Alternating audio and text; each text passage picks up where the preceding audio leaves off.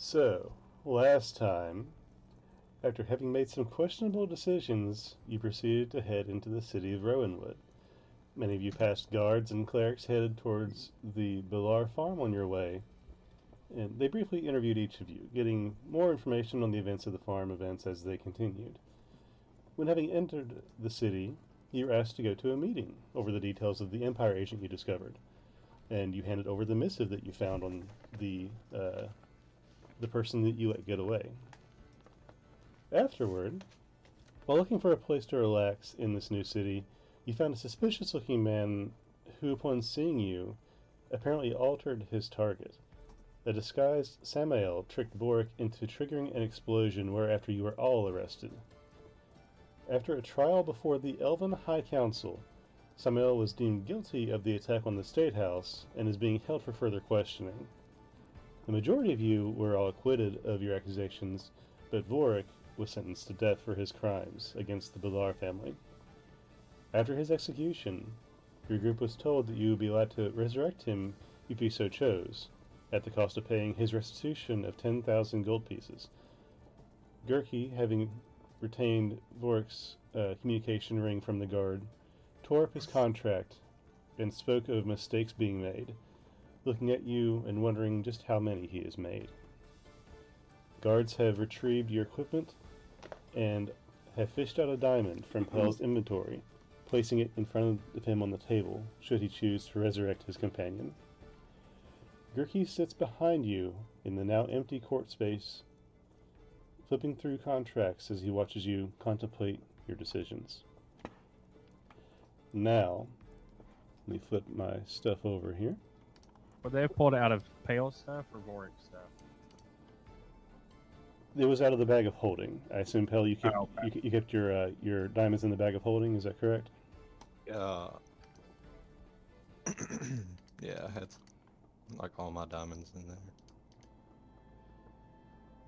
So now, the Forge Master walks in the building carrying a large set of what seem to be bolt cutters, with horizontal blades rather than vertical.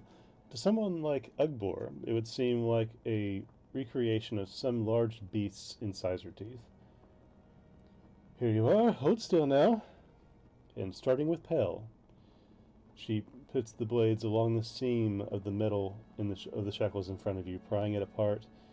When the seal breaks, there is a flash of faint blue light as the enchantment breaks on the item, and the metal falls clattering to the table in front of you.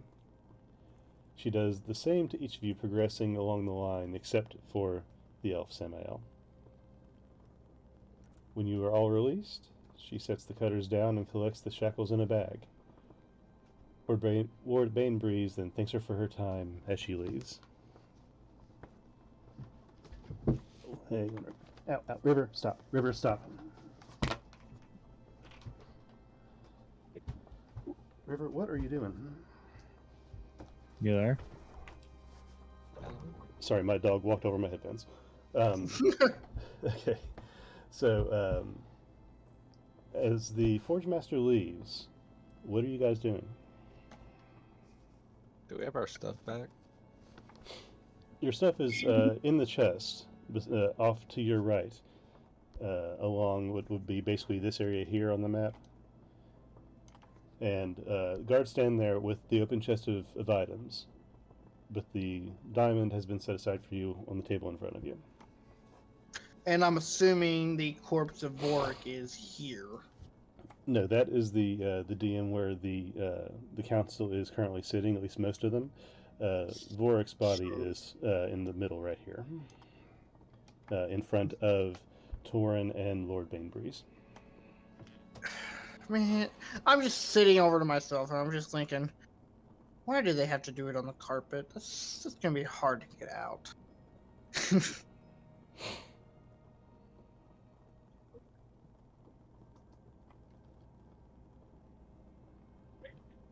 Lord Bainbreeze eventually clears the air and addresses you. Cleric of Saloon, have you come to a decision?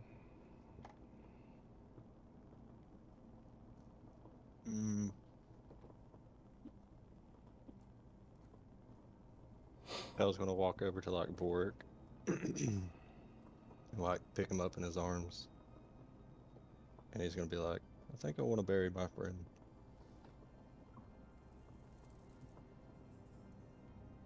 If that's alright with you guys.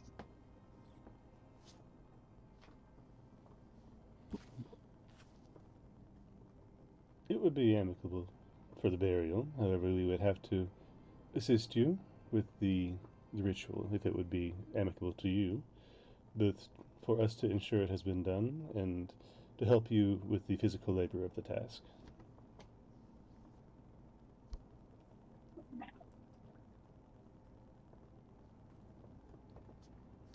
Hold on.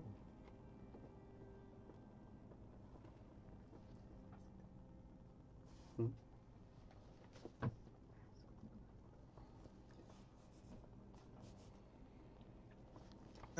Is this the wish of all of you?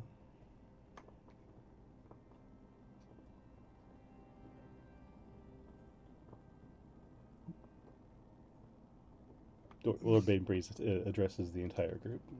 Oh, Alfred just kind of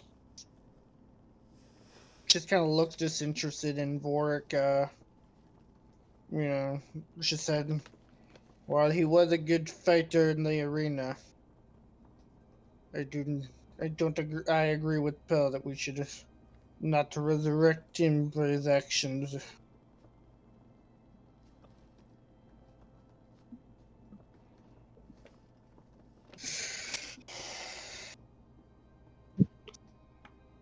So we're going to stand here and say that the diamond we spent on your life was worth it, but his life isn't worth the diamond.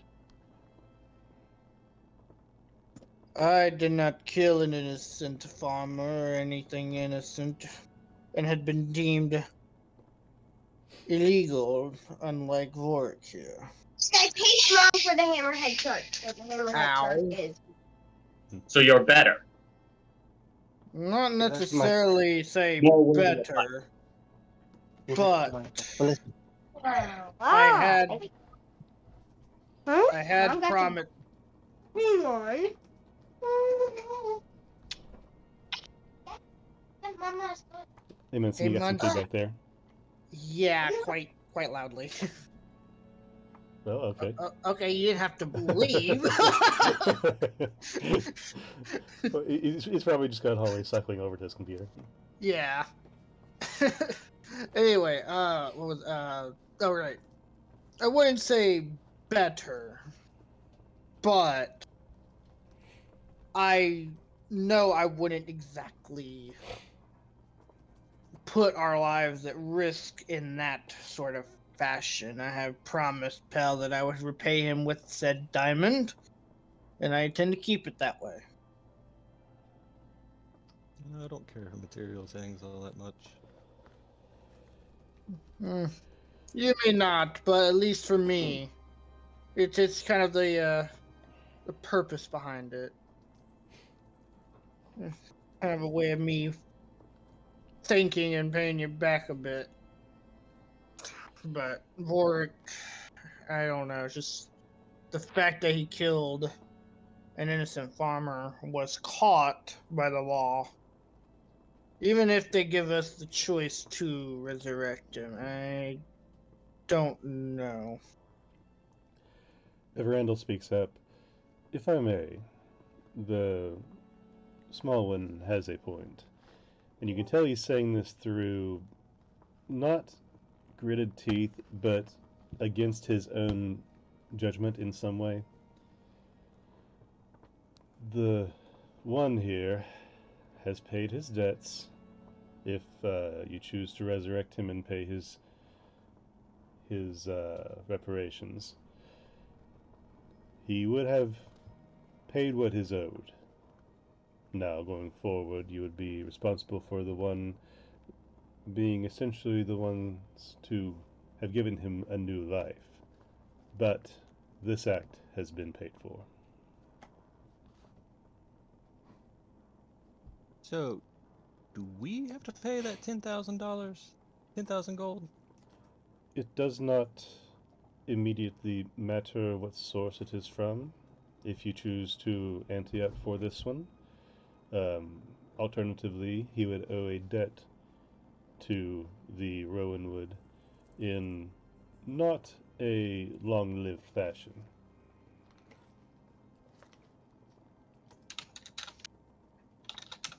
The details are workable.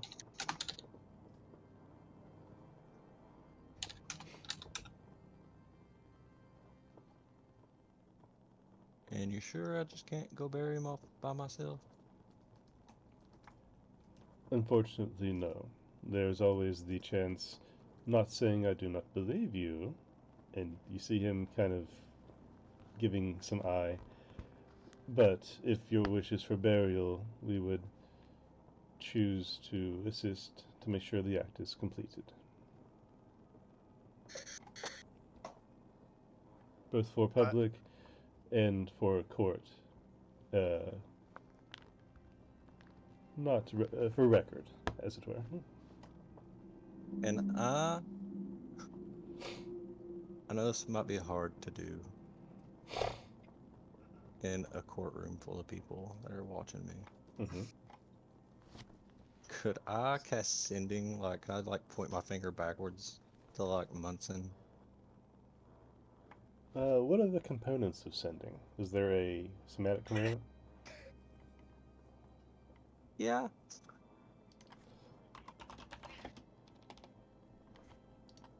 Okay, let me look at the details of the spell real quick, because I think you have to say the words out loud. Unless he uses the subtle meta magic, if he has it. No, I am a cleric. You send a short message 20 words or less to a creature with your familiar. The creature hears the message in its mind, recognizes the sender as you, and can see the message across any distance. It has a verbal component to this spell, but it doesn't say you must speak the message. But there is Yeah, magical silence whenever he actually speaks the words to me or whoever. Could I like Yeah. cough and then do it? You can certainly try, but understand that there is a council of 7 elves, including an archmage, directly looking at you. Pell, might I remind you out of character and everything that if you are going to do what I think you're going to do, we do have 10 days with the raised dead spell. Yeah. So it doesn't have to be immediate with what you're trying to do if it is what I think you are trying to do. I don't want his body to rot there. I don't think 10 days, I mean, within the spell, I think if the body does start to rot, it just kind of rejuvenate a little bit. I don't know about that, DM. What's your ruling on that? Because if it's 10 days raised dead, and it kind of is basically a better revivify, then... What was your question, though? So raised dead is 10 days for you to Correct. bring back someone to life.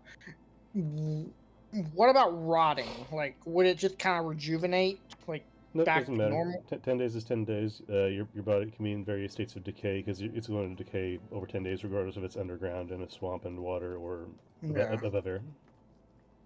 So there you go. You don't have to worry about the body rotting. I'm pretty sure it would take long, like 2 weeks before the body actually starts actively rotting.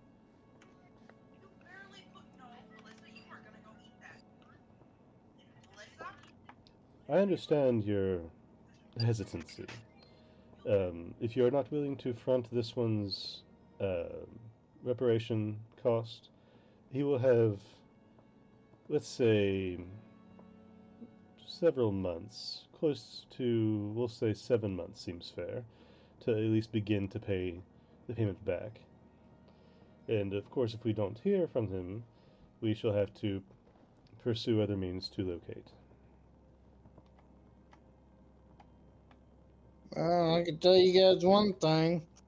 I ain't paying for it.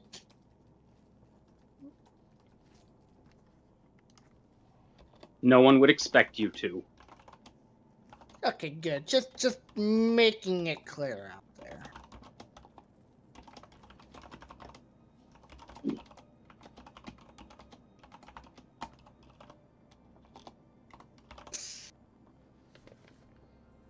And if you wanted us to bury him, you wouldn't want him buried inside the city. You want it like outside the city, wouldn't you? He is an elf. It's so simple for you to condemn a man to death, but then you put it on us to decide whether this man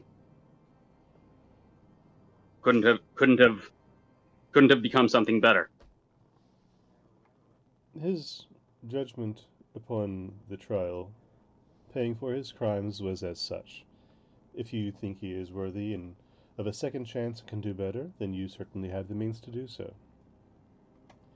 If not, though, if you think that this was his lot and are choosing to simply move on and leave his fate to the gods, then we will bury him properly in a very beautiful graveyard here within the city amongst his kin.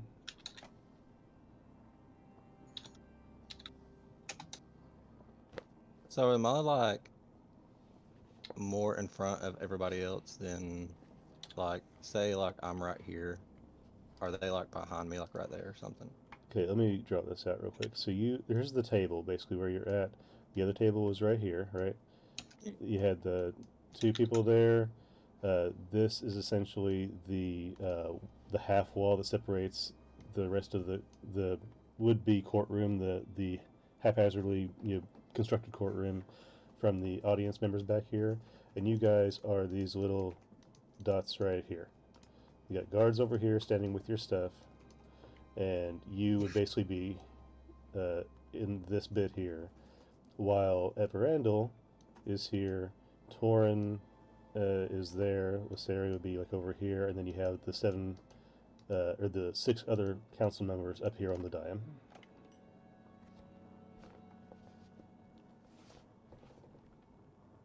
Hmm.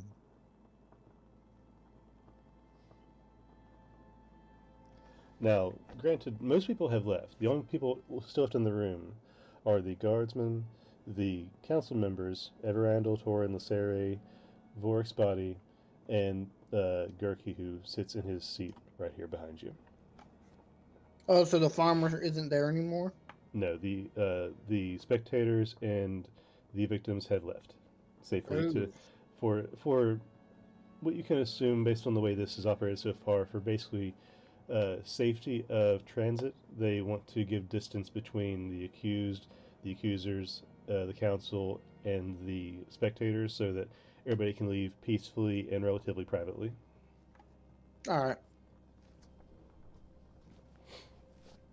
So if I try to message Peleno, what action would you require of me for speaking without them noticing? I mean, if you wanted to try and cast a spell without notice, you'd have to do a sleight of hand check, but there's nothing that immediately would say to you that they wouldn't stop you from performing such a spell, if they knew what it was, but they might be aware of it. Yeah. So what I'm doing is, so I would be over here. I'm going to be looting my stuff while they're deciding, and I will try to silently send a message to Pelinel, do a link, while I'm facing the chest getting my stuff. So the only ones that really can see me if they're paying attention would be like the guards, I guess, because my back would be turned to the table of the gentleman up top. Okay. So if you want me to roll, I can. If not, I can.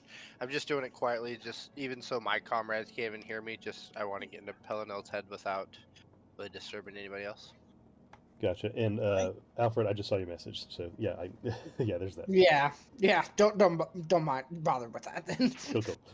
Okay, so yeah, if you want to attempt to cast a spell while you're gathering your stuff, muttering to yourself and moving your hands around the box to gather your stuff, but secretly casting somatic requirements, go ahead and make a stealth check or a sleight of hand check, either one. So it'd be natural 20 plus 4 plus 5, so 29. 29. Jesus Christ. Dang, bro. Okay, let me see. My first roll of the day, nat 20. I love it. And that's going to be your only one. Let me check some modifiers real quick. Probably. Yeah, because I have... Where the hell are you? So while he's doing his little modifying thing, anyone want to be in a game?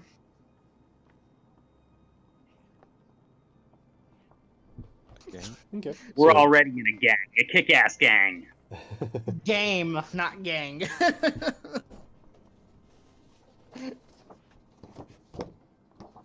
Fuck did my dice go? How dare you lose your dice? You never lose your dice. Okay, so noted. Proceed. Pella, so what are you thinking over there, buddy? You look a little lost. I want to bring him back, but also don't want to pay his fine or not be able to get anything in this city while he's alive. All right, I'm looking at message right now, and it says there's like no limit like sending.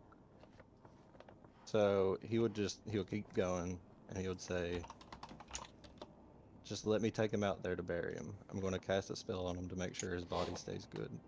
And then whenever we leave Rowanwood, you can stop back by and pick him up.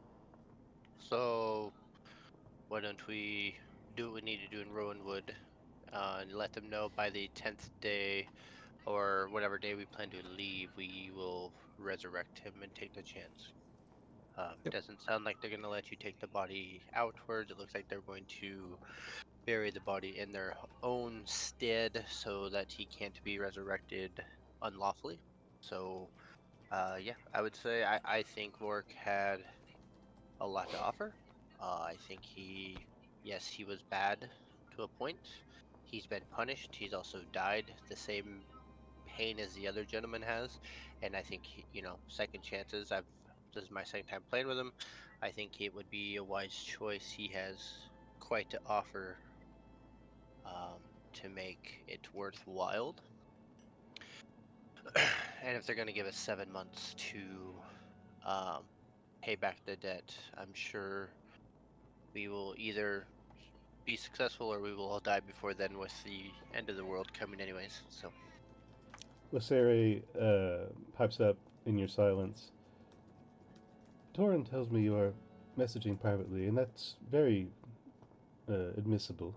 But is there any questions we could answer for you that might ease your decision making? nope, we were just talking among ourselves and figuring out what we agree upon. Very well. Carry on. Take your time. It is a very large decision. Correct. And then I continue anyways. I'm just in the corner, just kind of like testing my magic back, getting the feel of the mana flowing through me again. So with Ugbor being so passionate about Vork, Helena, you seem to have closeness with him. We've had a death in our group before, which was obviously accidental. We have brought back this one. It was a silly mistake, which I'm sure the laws in which the law in which the problems he has caused. We would just if we bring him back, let's sit down, have a talk, see what we can decide on his fate. I think after this, he really is gonna think twice before he does anything else. Well, thank you for your. I appreciate your input. Oh, of course, I'm very open to all ends. I look at both pros and cons. I don't judge based off one act. So Yeah, I needed that. Thank you. Pell will look around and look at Gurky, and he'll just look at him and be like, "Do you have any input?" I will abstain myself. I find it very trepidatious to attach myself to such reckless behavior, politically especially. But with debts paid and consciences clear, it is a very interesting position to find ourselves in. I just kind of plop in a chair next to him, would put my feet up on the table and relax. I think it is a very fine opportunity, if you truly desire my input, to be grateful to the elves for their kindness in allowing you to even have the option to do such a thing and to amend for your past transgressions.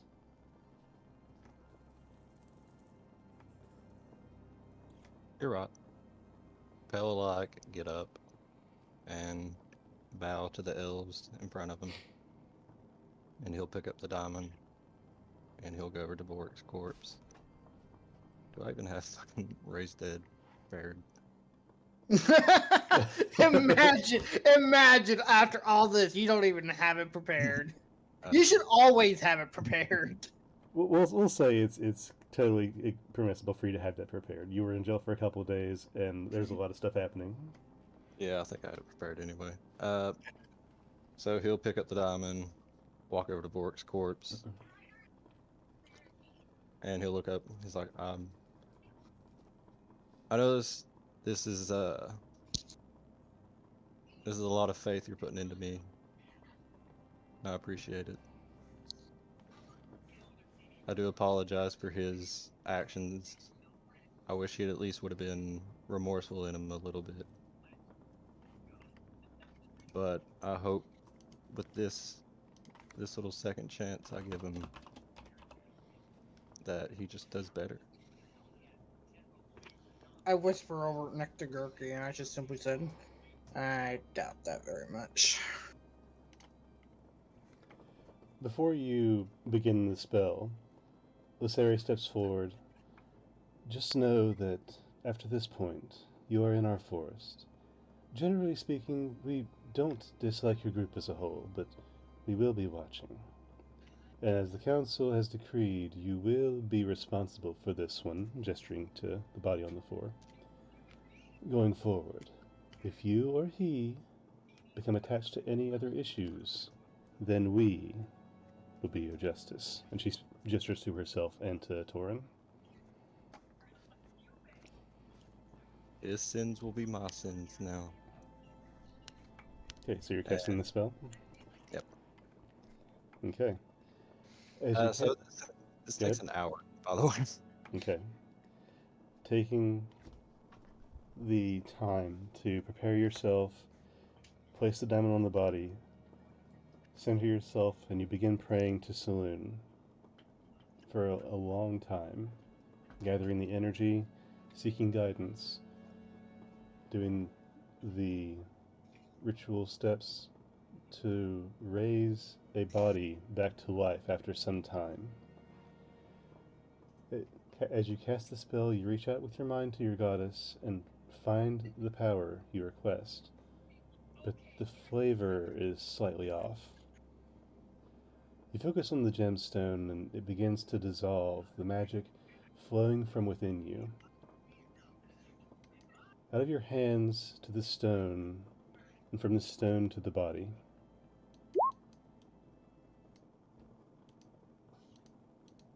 As half of the stone dissolves about most of the way through the spell, but it's not until about the spell is about 80% complete that the gem starts to dissolve and the energy is transferred. And when you're about to the halfway point of the gem being dissolved, you see wounds start to close. Suddenly the magic changes color. It violently shifts from the calming, life-flowing whites and blues and greens to yellows and reds. The mists of Arcana lifts, forming the shape of a bulky, red-clawed hand that tears at the body. As you see the body that you're trying to resurrect being torn from the magic that you're actively casting on it to resurrect it, everyone hears Saloon's voice echo through the chamber. Horpelinel, focus. Don't let him get this one. Not for free. What are you doing? I'm just going to keep doing it. I'll pray to Saloon more. Like, I know he's done bad. Bring him back. I'll start doing like the fucking preacher voice. Give his soul back to me. Vor Rhik, can you roll me a d12, please? Just a random D12. Just a d12. I'm watching the body with very keen interest.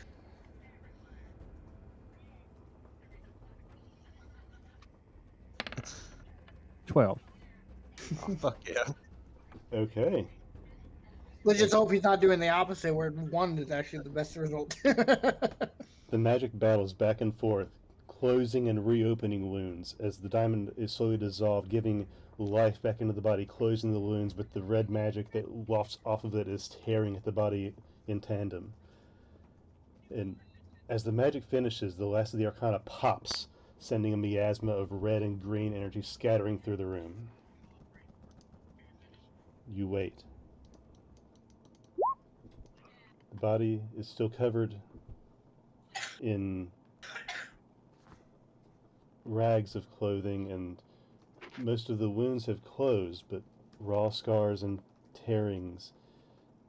The wolf's bite marks still clearly visible on the neck, but healed to within non-lethal range.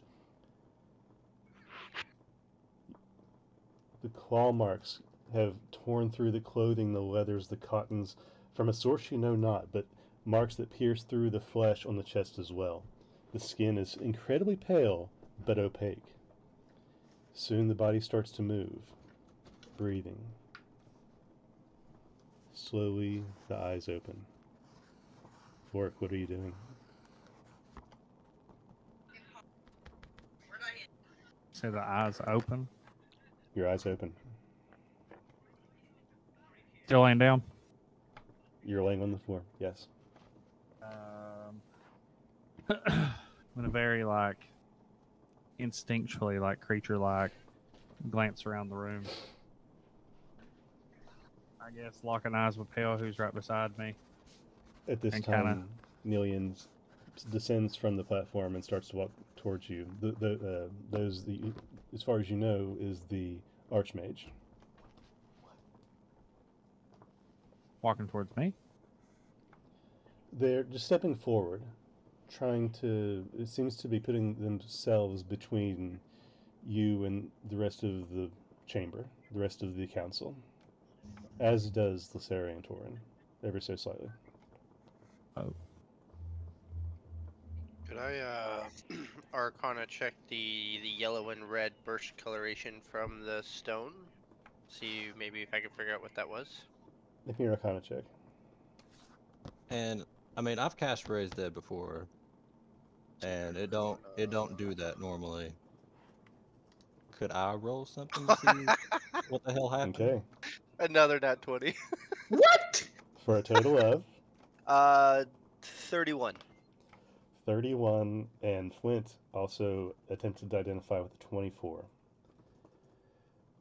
You aren't knowledgeable on this exact twisting of magic, but it seems from your side, especially hearing the voice of Saloon, the goddess of the cleric performing the spell, that there is some sort of interference on the back end, some sort of conflict between Saloon, and you can only assume another deity. For what other power has such immensity to interfere with the gods' retribution? So Dustin, Mm-hmm. I've casted, I brought people back to life before, and that's never happened, right? Not to your recollection, though. I'm kind of asking Pell, did that happen to me when you raised me from the dead? No wonder why I was so exhausted. Could I roll religion to see what it was? Sure, you can roll religion to see if you can identify anything. Go ahead, Flint. Would my Arcana check give me anything based on the fact that majority of what Flint does is powering things by refracting it through crystals and refracting magic through crystals. So would I have recognized any sort of similar pattern of breakdown or something? Not much more than Munson would have got from his check, although with that context, the changing of the color of Arcana is very significant, for the color typically indicates the personal attributes or the source of magic.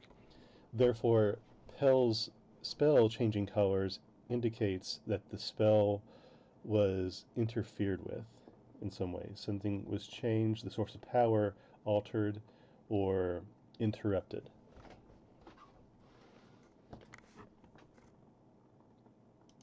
got a 22 on the religion.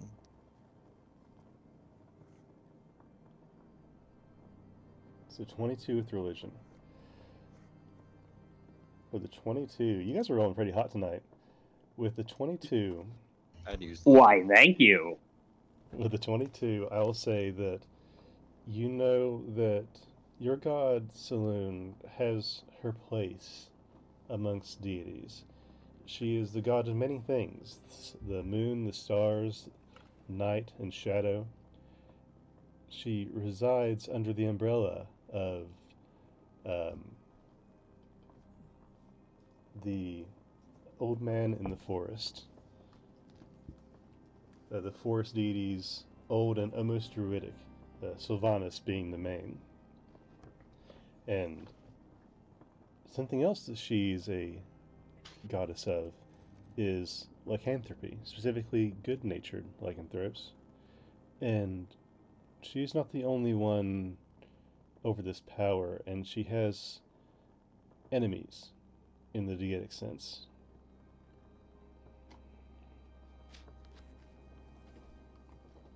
What this means, you're not sure, but you do know that she is not a goddess of peace and isolation.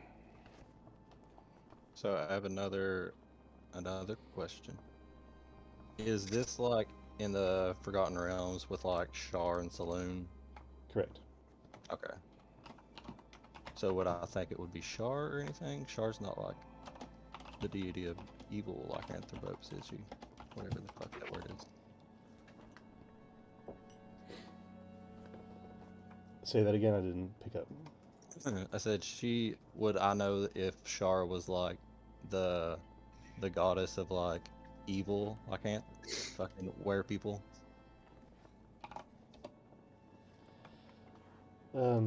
It's impossible to say with any precision from this side of the veil.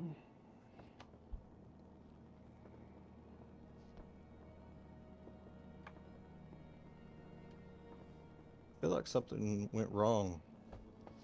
He'll like look down to Vor Rhik. Are you alright, buddy? He'll like bend down and reach his hand towards him. Vor Rhik looks back to Pale with a confused, blank stare, and kind of retreats away from him. Torin walks calmly up to Vor Rhik, staring directly into your eyes.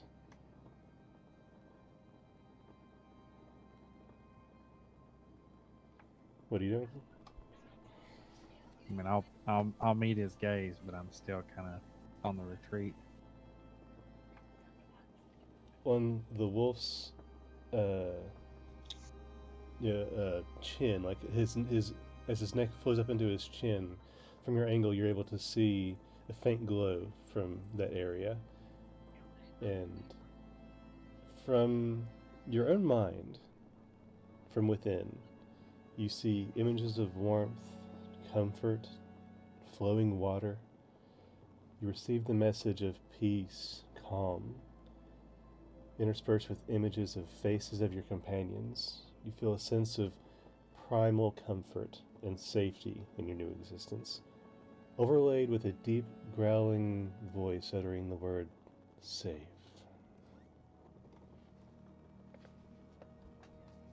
Does it seem like it's coming from him? You believe so. He's the one looking directly at you as these visions are invading your mind in a pleasant way. I guess more or less on the retreat, maybe approach him so slowly, like hesitantly. As you approach, are you fully stood up? No, kind of hunched over a little bit. More like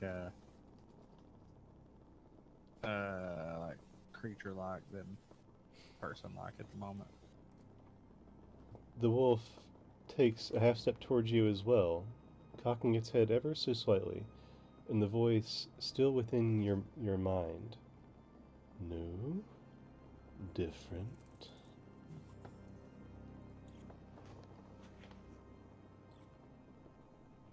do you respond?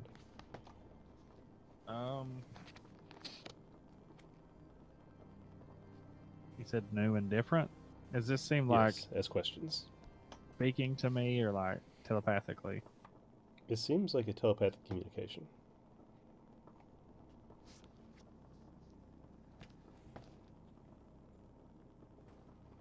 As you guys are doing this, you and Torin, Nillian, the Archmage, steps forth to everyone else behind Torin.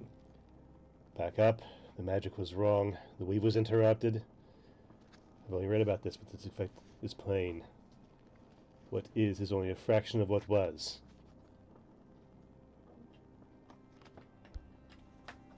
You guys see this pale Vor Rhik with obviously not healed wounds. Some looking more visceral than others, but alive and breathing, not stood up yet, and directly interacting with the wolf in the room.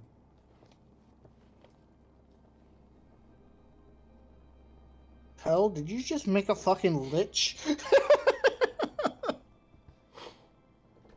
don't think so. Something did happen though. I don't think Vor Rhik is technically alive. I think you kind of brought him into like in between, like undead but living. Flint is taking notes on everything he can remember about the reaction during the spell. See, Go on. something interfered with this. Something tried to fight against me on bringing him back. Dustin, if you're doing what I think you did with Vor Rhik, you are a fucking genius. Don't know what you're talking about.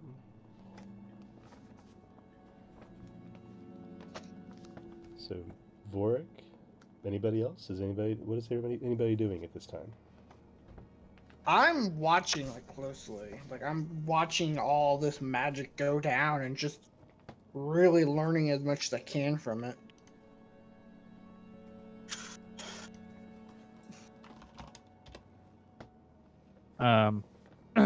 I'll respond back to him. Okay. Still confused though, like not sure what he's meaning about new or change. And just say, like in a harsh whisper, and just say like, why?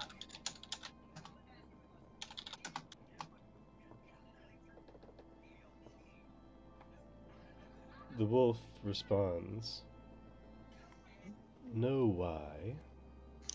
Who?" In that gravelly, deep voice. While you guys are communicating, Lyseri steps forward. "Archmage, what happened?" And Nillian, "We are not sure. It seems we are still figuring that out." And he's looking between Torin and Vor Rhik, and back to the rest of your group for a moment before back to Vor Rhik and everybody. You see his hands are making motions, but he's keeping them at his side, just being ready.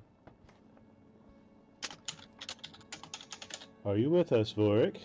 says Nillian.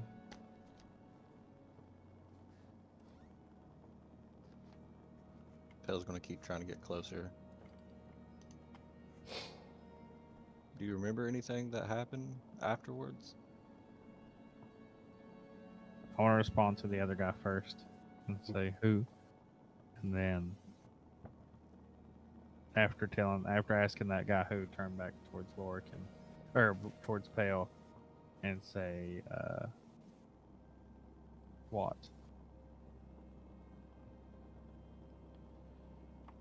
At this time, the wolf puts his head under your left arm, very slowly, and tries to lift you onto your back feet.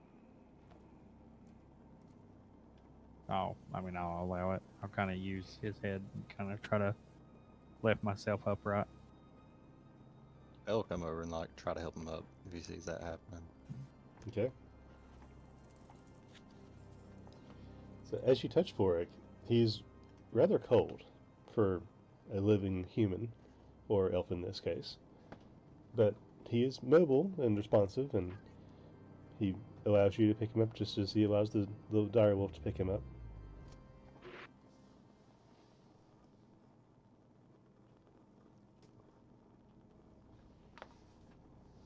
Can I roll medicine to see if he's like actually alive? Roll me some medicine, Bubby. Oh, god damn it. Immediate Like- regret. It flew off the table. Yeah, I'm lucky in that. It's nice to have a +8 and fucking roll it. Alright, that's pretty good. 23? 23. You look at the wounds on him, and they seem to have been patched enough to stop bleeding, enough to be non-lethal, but still would appear very painful, although he doesn't show the signs of pain. You don't recognize breathing now that he's up and moving. His body seems still. He only, as you went over to him and saw him speak to you, he only seems to breathe when he speaks. His body feels cold. It doesn't seem a natural life.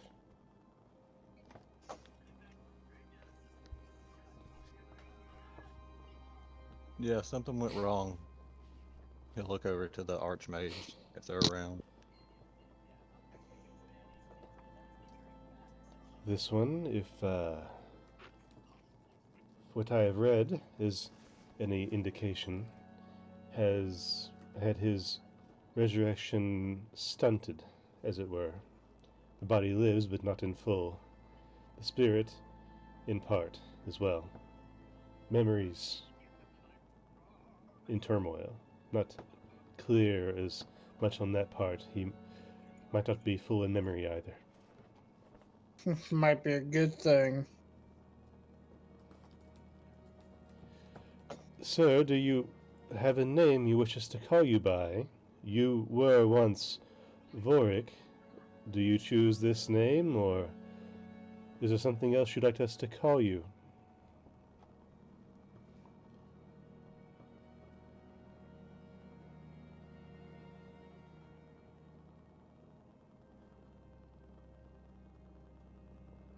I'm gonna repeat Vor Rhik back, but like questionable. Cause still lost. Don't. Ruel Vor Rhik doesn't know what's going on and doesn't understand. Yes, that was your name, and he points to you.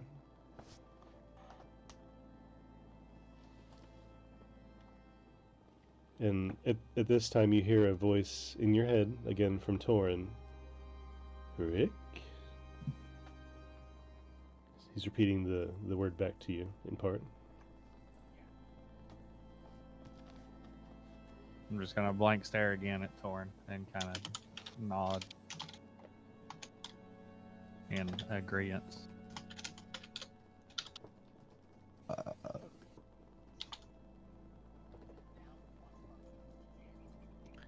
Can he be healed? Like, I mean, he's obviously just brought back, but can we give him some healing to maybe make the wounds less visible? I wouldn't try that at the moment until we know exactly what was brought back. Nilian responds, "You can certainly try, but it is very new magics to me. You are Troll? among friends, Sir Vor Rhik, I think." And at this point, Lysari chimes in. Torin says his name is Rick, being in part. Nilian stops for a second. Rick, you are among friends. Would you mind if we try something to help you?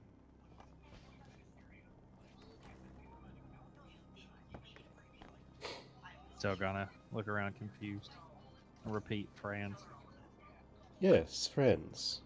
And he gestures to your group to proceed to approach Vork if you would like to. I'm still gonna kind of hang back with what was the wolf's name again? Torn. Thorin. I'm gonna kind of hang with him. He welcomes you to stay, and more images from Torin with faces of your companions with the overlaid feeling of camaraderie and safety. I don't know if you heard Channing, but Pell was like coming over like right beside you guys too. Like he was trying to help pick you up if Torn was. Right? Yeah. Warwick let that happen because there's something familiar about Pale. So like he'll like look over at you and he's like, I want to make you better, buddy. And he'll like put a hand on your stomach. And I hope this don't kill you. I'm gonna cast a 4th level cure wounds on you. Okay. Vor Rhik, you feel warmth and more. Uh, it's a lot to take in at once, but it's another comforting feeling, like a hug around your entire body, but not horizontally, but everywhere, like a weighted blanket. And it's warm. It encompasses you everywhere, but Pellinol, your magic doesn't seem to take effect. It's like trying to alter something to a previous state that didn't exist. This, what you see before you, appears to be base 0. The wounds don't change. I don't know why I kept rolling dice. Because you casted it 3 times. Just keep trying it. Work! Clear! Heal, damn it, heal! Interesting. So I can feel it not working on him, right? You feel the magic take, and it's trying to work properly, but it's like trying to heal somebody who's already 100%. Like, scars don't change. No, even though these appear to be gross, obvious wounds, they appear to be the way his body is now. Do I see this from my angle? Oh yeah, I'd say it's pretty obvious. Vork being where he is, and everybody seeing the spectacle and trying to get an eye on it, you can easily see what's going on. Might I make a observation here? I think I might agree with the Archmage a little bit. We may not have the full Vor Rhik both, well, in soul. It's because I think healing magic would be difficult when a body is, well, there, but not exactly all of the soul. Lysari speaks up again. Rick, was it? Is that what you wish us to call you? Are you in pain? Your friends are worried.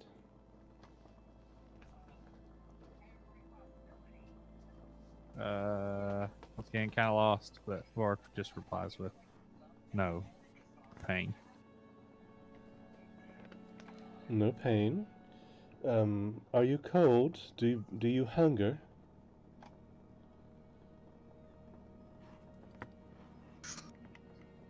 Do I see, like, his skin getting paler or his hair getting whiter by chance? Yeah, you don't see anything happen. His hair seems to be the same. Warwick's bald, other than his beard, though. Well, no, remember your hair started to come back a little bit, so it's just basic stubble, but it doesn't seem changed in color or anything. Nothing like that. Even as you stand and wait and try to assess, nothing is changing from what has become once he's risen. I kneel down next to Vor Rhik, or Rick, or whatever the fuck he's trying to call himself. Well, he's currently standing with Torin okay. and Pel's assistant. I asked him, do you mind if I try something?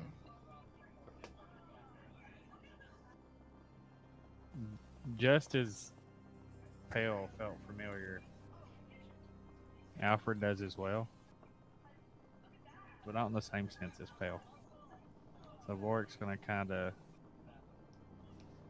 pull back from Alfred, getting closer to Torn.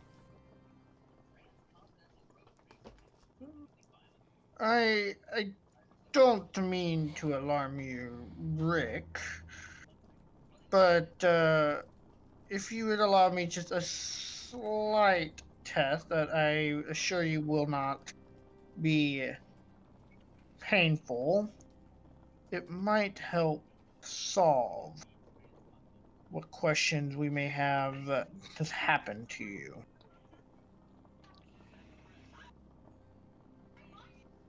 I make no further movement to get closer to him. I'm just looking at him.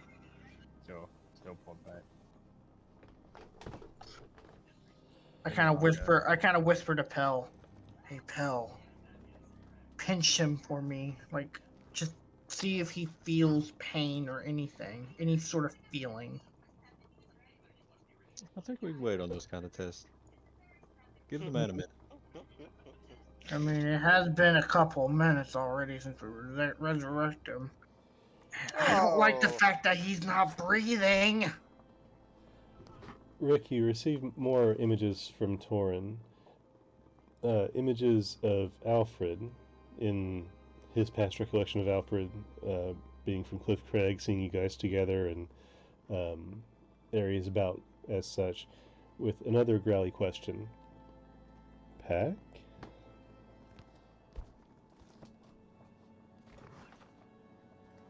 Did you say pack? Yes, Pack.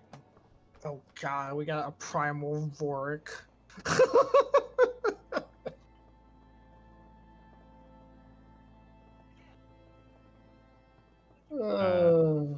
Vor Rhik's still looking at him.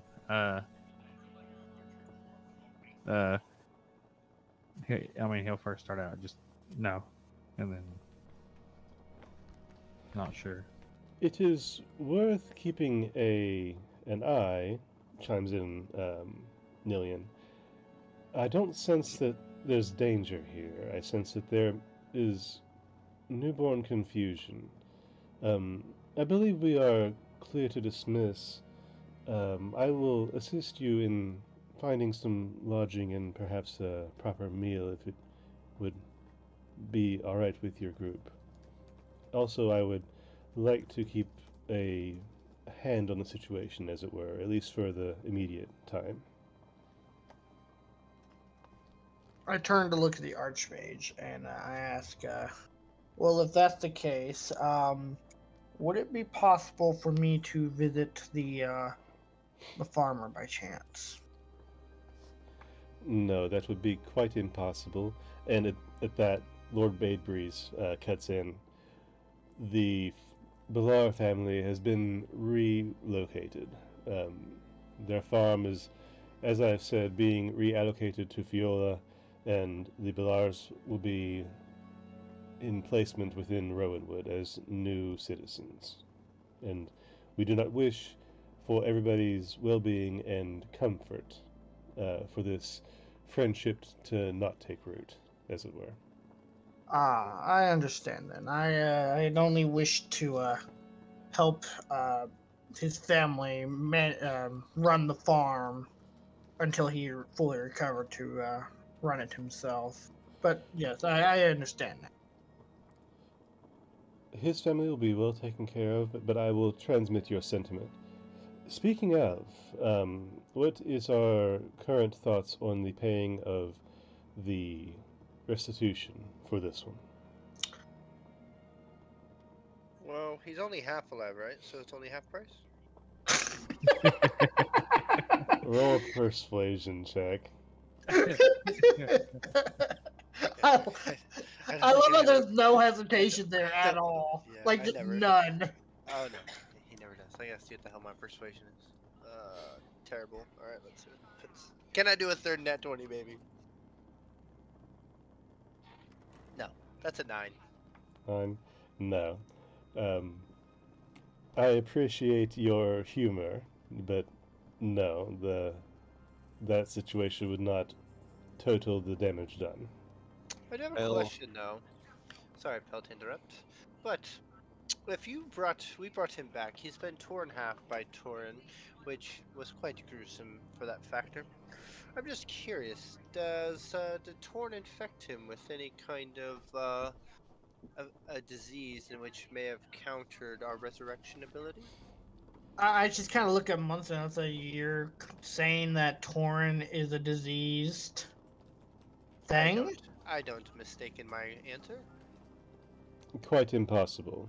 Torin is a special addition to our village here. He was specifically given by the god Sylvanus to us as a gift. As such, he is immune to such diseases. And Sylvanas is of what nature? Are you not familiar with the old man in the tree? No, not really. The only old man in a tree I know is usually the ones that hang up. Sylvanus is the father of the forest, the giver of life to all things green, the god overarching of most things druidic and elven in these woods. Would he be the one who offered the druid runics, the runes, to certain people, creatures, and so forth? If you're speaking of Lysarian Torn, we are unsure of how the runes came to be, but and Oh no. he seems to start to trail off a little bit. I'm not concerned about who has the ruins. I'm saying that your god of the forest. Would the god of the forest be the one that offers the ruins to druid or those type of people, or is that granted upon just randomization? It's a rather personal question, especially at this time. Oh, it's And very important. Lysari speaks up. As we told you before, it was a an event with a stone of sorts that we have come to call a rune stone. We found in a cave farther north. Would you be able to lead us to such cave in the future? I suppose. I'm not sure how likely or exact, but if it proved meritable, I'm not convinced I couldn't. Is there any way to restore Vork to his natural nature, or do the Archmage or any druid here or Pelinel don't believe that that is doable at this time? Like, do we feel that there's something more powerful in stake here that's causing, maybe there's a curse upon the gods that have granted upon him? I mean, I'm just, throwing theories. I mean, I don't even think the Archmage even knows what the hell happened. It seems to me that there's a war between two gods that both want Vork very badly. Oh, I'm sure. But I'm sure there's a cure somewhere of some sort, yes? The female elf, dressed in white with red, and wearing many religious symbols, stands up from the platform. It would appear to me that he has had some sort of inner conflict between deities of some sort, and whatever remains is not within our power to exactly remedy by natural means. I'm not sure whose qualm he had with or before, but it would be my guess that it is between this one and the powers that rendered him so. Palinel, didn't you say something when we first met? I kind of heard you talk about, that wasn't it Vork that lost his soul or something like that? Orc had some kind of awful curse put upon him when I first met him. Do you Never really. remember what that curse was called, or what he named it? Honestly, he just looked really bad, and I punched him in the stomach, and it got rid of it. Hold up. You punched him in the stomach and it got magically decursed. So you think it was his? You sure, 100% sure his soul was corrupt in some way, and then you were somehow were able to beat it out of him, I guess would be the word you used in that. If Randall speaks up, I would very much like to learn this method, if you'd like to share. Likewise. Well, I don't have that spell prepared right now, but if somebody is sick or something, I can show you. Well, I mean, obviously we have a very sick Rick over here. I mean, apparently we only have half a man and half a name now. Lasari speaks up. Grandfather, would the terms of the punishment still suit to bar these from arms purchase, for example, given the state of the punished? Nilian speaks up. I agree with Lady Lasari, Everandel. It might be improper to punish the newborn in such a way, nor his friends. I will like chime in and be like, there was something fighting over his body. I know you guys want your, you know, you want your justice, you want your recompensation, but I kind of think some divine justice happened to him. Everandel nods and sighs. Council, is there any dissent from the notion of this reduction in judgment, given the change of circumstance? We have at least two among us who hold that he does not pose a threat, we believe, currently, but he would still owe at least a portion of reparations to cover the cost of taking care of the Ballars, but maybe we should redact the instances of borrowing from arms purchase and the inflation of the cost to verify justice.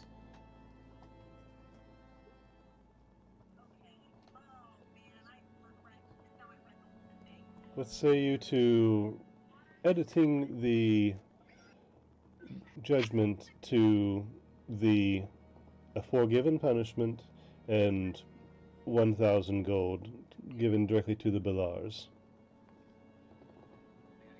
You see all members on the podium quickly stand and look not to Verandal, but to Lasere, who looks back expectantly, unwavering. One by one, they actively fold their hands in front of them from their sides. With a nod, Verandal turns back to the group. You may purchase whatever you wish from the city of Rowanwood, in hopes that you may properly equip and defend yourselves from any evil and prevent any further injustices from happening to anyone, including yourselves. Furthermore, Vor Rhik's reparations will be considered accounted in full at the payment of 1,000 gold. Much So cheaper that than. we should be fine. He'll like excuse himself and go get his stuff and get in his bag of holding and just get out 1,000 gold and give it to him. So. We're paying reparations for him, even though he died anyway.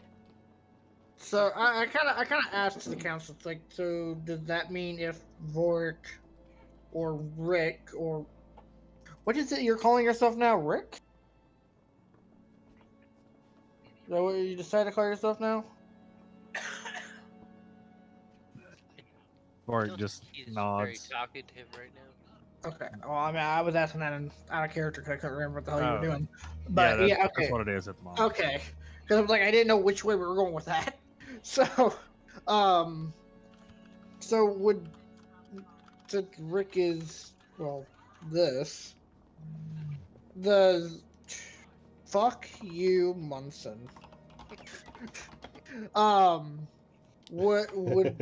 Would our neck still be, tied to his neck, so to speak? Oh well, that ain't gonna change. I mean, I thought. Sounds like he's been a changed person. So, if he's been a changed Well, person, maybe this is for the good. We don't know yet. We'll experiment later. I mean, it seems like he's practically a newborn, like they've been saying. It would Yes, be what do you mean a newborn? a baby. Smaller than you, Alfred. Not you, Smaller than you, Alfred. Doctor.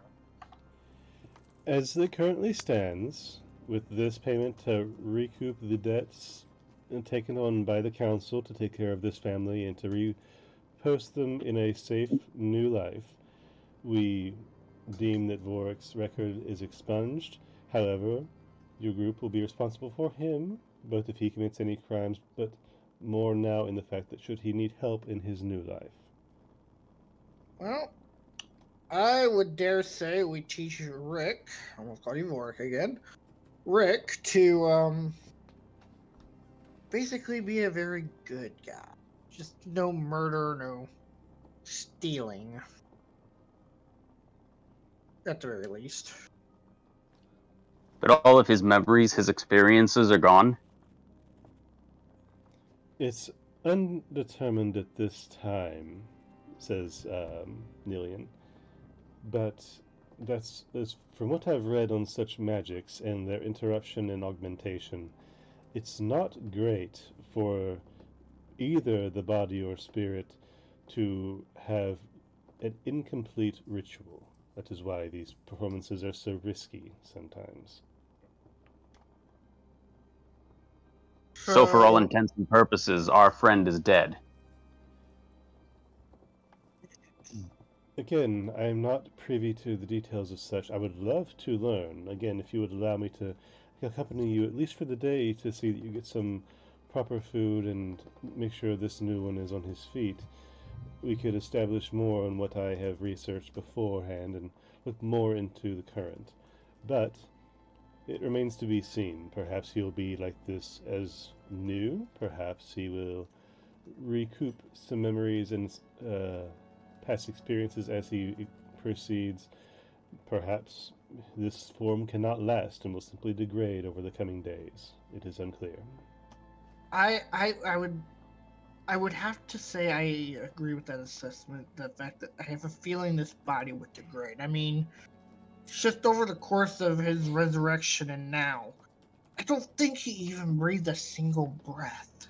I think a soul is inhabiting a dead body.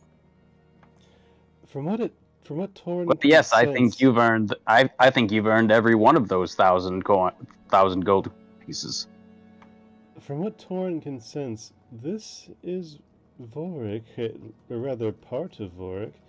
He is your friend, but it's like his slate has been wiped clean. He's responsive to Torn's primal gestures, but it's very tumultuous how his current state will progress. And Flint, I would remind you that this does not change the crime that was committed. The gold is for the Ballars, not the council. Yes. So with you relocating them, Wes giving you the money so you can give it to them, makes sense? Or would you like us to go to their new location and pay them directly? No, we will forward the money. Don't you have any Ah. concern about that? Okay, no. Just double checking. As well, we will be sure to communicate your most assured well wishes to them, as Mr. Whipplebottom has requested. Yeah, to be honest, I feel like we kind of ruined their lives. I never met him before, so I couldn't ruin anything. That is true. Yeah. Didn't even know they existed until now. Who the fuck is this guy? Yeah, right? Who the fuck we paying money to? Like, I don't even know these people. Are you sure we're not paying taxes? It's the death tax. Yeah, death tax. Alright, well, I would say, in my opinion, I would leave Rick Rolls with Torn for now until he feels comfort. Maybe Pelinel stay here with him. And I think the rest of us, I think we should give him some space, give him some clarity, and, you know, maybe come back in a little bit and see how he's feeling. He's obviously not looking like he's ready to run to his favorites and be excited or, you know, be appreciative of what has been offered. It sounds like he still needs time to gather and maybe be able to figure out who he is. So maybe we give him some space. Rick, at this time, Torin attempts to release his head from your arm, leaving you arm in arm with Pelinel. He'll like put his arm like behind you, try to like gently raise you up, or like let you get up on your own, but help you out if you need it.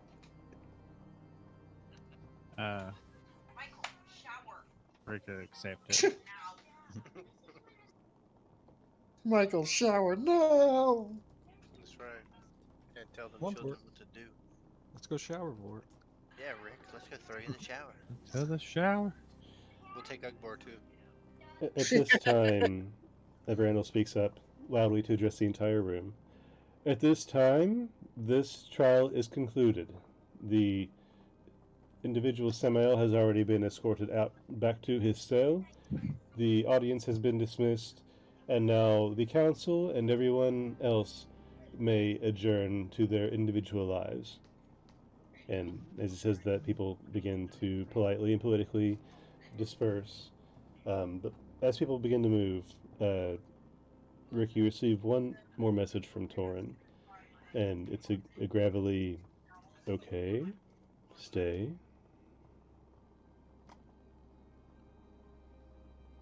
Vork's just gonna reply with like a head nod, like like an understanding, but the first thing he's understood the whole time. Torin nods his head visually and walks back to Lacere and sits, just waiting. He'll also reply to that with pack.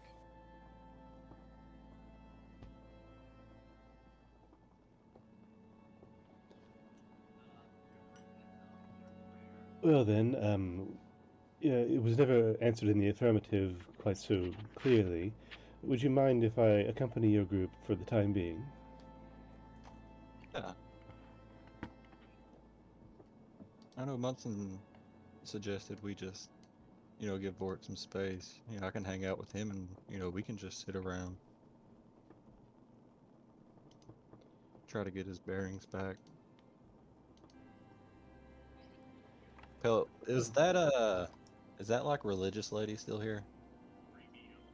Yes, the council is beginning to dismiss. And quickly before you make any moves as far as that goes, hearing the message from outside through the open windows that this council has been dismissed, you see Vongren re-enter the room. But please proceed. So the Archmage is wanting to stick around with Vork, right? With all of you, correct? With all of us, okay. I mean, Pale would just ask the Archmage if he knew if he could talk to that religious person, later. Just be like, is there any possible way I could get just talk to her for a little bit? I suppose. You can certainly ask her yourself. She's very, very kind. The High Priestess would have to answer for herself as that regard. She is her own person, but she's typically amicable to these requests. Although she does leave for Nitha in the next day or so. Alright, if she's if she's still here, Pale just go over to her. Excuse me, my lady. Yes, Mr. Pelino? I don't want to take up any of your time right now, but it would be okay if I meet with you later. Do you have can I tell what religious symbols and shit she has on? Make a religion check. Oh, that is cocked as fuck. That's what she said. I was getting ready to say that. Oh my god. This roller mat sucks ass. 23.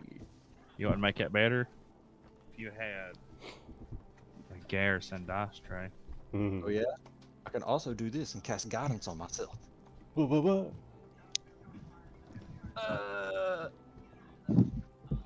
I know I have a motherfucking D4 in here somewhere. Find this time, but make sure you allocate your guidance before you roll. Okay. So 20. Flash of genius. Forgive me, Flint. What is Flash of Genius again? I know it's an addition. He can add his intelligence modifier to I think skills. Skills or saves? Yep. Okay, so yeah, you get Flint's modifier to that as well. What's your modifier, Flint? 4. 4. Okay, and what was your D4 bonus? 3. So 20, or so that's 30 altogether. 30 altogether. Yes, you easily recognize almost all of the symbols that she's carrying. She's only carrying a couple visibly. The most prominent being the crest of Sylvanus, being vines wrapped around the crest of a tree. And there's also, you see notes of Saloon. There is one for various archfays of seasonal councils and things like this. And there's some that are not obvious. They'll be like, I don't want to take up any of your time right now, but do you have like a temple I can talk to you later at? Yes, I find home in the temple here of Sylvanus. You may find me there for the next day or so before I return to Nitha. I'll like pay and be like, thank you very much. I will see you later. She nods and goes about her time. In this time that you've had this conversation, Vongren has made his way up to Lysere, past your group, and is now standing before Lysere and Torin. And I'll say both Pell and Vor Rhik, with their passive perception, would be obvious to hear it. Anyone else that wants to could make a perception. But at least you two would be able to... I'm sorry, I didn't get used to that. Pell and Rick. You guys would be able to hear him speak to Lysere and Torin. I was... Nailed it. Nice. I was harsh when last we spoke. New things have came to light, and I would enjoy your company again soon to revisit these topics. You see Lysere's eyes have cast a knowing look to Vongren and nod, and Torin nods along with her. Vongren turns around and approaches Pell, and he leans in, putting an arm around you, and says, "Well done," and then leans in to whisper to you. Our organization deals in knowledge. And he casts a look to Lysere, and then back towards the door where everybody else had left through. Given the terrorist reactions to certain individuals, keep an eye on that and keep me involved, please. He'll like whisper to him. Can I just like... I want to tell him that because of that letter that we found, that magical communication is like being monitored. So scrying. Yeah. Have to go old school then, but we'll see what we can manage. Oh, I just forgot. Ugbor's not in here. I was gonna ask Ugbor something, but nope. Funnily enough, as you guys go through all this exchange, Ugbor stands there and just is silently nodding his head and not understanding most of what is going on for the magics that he is unfamiliar with. But at some point, he has celebrated Vor Rhik's return and has proposed a feast to welcome the individual back to the group. Is the High Priestess still here, Lady Alartha? After Pale spoke to her, she began to head out of the building due left to where you're looking. I'll follow her. Alright. Okay. Real quick, I'm just gonna like give Vongren like the cliff notes of that little letter we found. Okay, fair enough. And Munson can go do his talking. So, Munson, you're able to catch up with Alartha pretty quickly. You catch her just outside the side door on the other side of the building. I'll approach her and be like, Lady Alartha, I have a question of concerns of a dream I've had recently. It has to do with gardens, House of Trees, bunch of things in which maybe you would have some kind of speculation to help me further understand it. If there's any way sometime I could meet you somewhere to go over this and see if you could guide me properly through maybe some of these visions.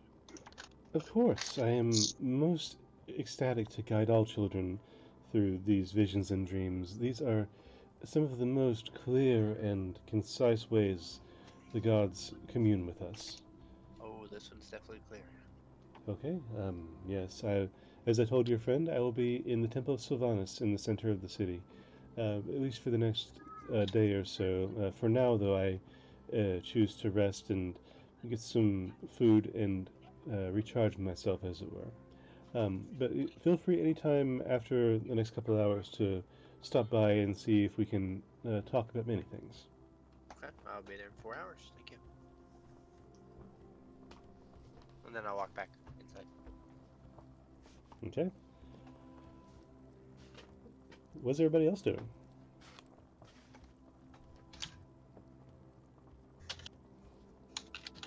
I'm gonna go find that blacksmith that put the cuffs on us. Okay. Now, she is long gone. She has been dismissed right after she cut your shackles off. So does that mean you wish to go by yourself down to the forge next to the building, or what's the group doing then? I mean, if someone wants to come with me, I mean, the ban on weapon purchase is lifted on us. So, if someone wants to buy a weapon, Well, I mean, I still state that we should let Pal stay with Torin and they stick with Rick and figure out when he's ready to gather with us again, and we should do our purchasing and figuring out what we need before we plan to head to our next destination. I don't think we should be holding off on it. I think we should still stay forward and get her done. well, the thing I was planning might take quite some time. Hence, why I'm kind of wanting to go there now. No, that's fine. But I will definitely be able to meet up with you when I'm free. I mean, the city isn't exactly Sunder's size, so I'm sure we'll be passing each other on the street, so to speak. That's true. What about you, Mr. Flint? What would you like to do? So considering Flint gained a lot of insight into the the biped organisms, more mechanical structures while he was building Squimbly. And when he looks at Rick, it's just different, and he doesn't understand it. So he just backs off a bit, sits down, and starts taking notes. And Squimbly is just sort of helping him along with it, just what I recognized during the spell and after. And is Gurky still in here? Sitting in the back.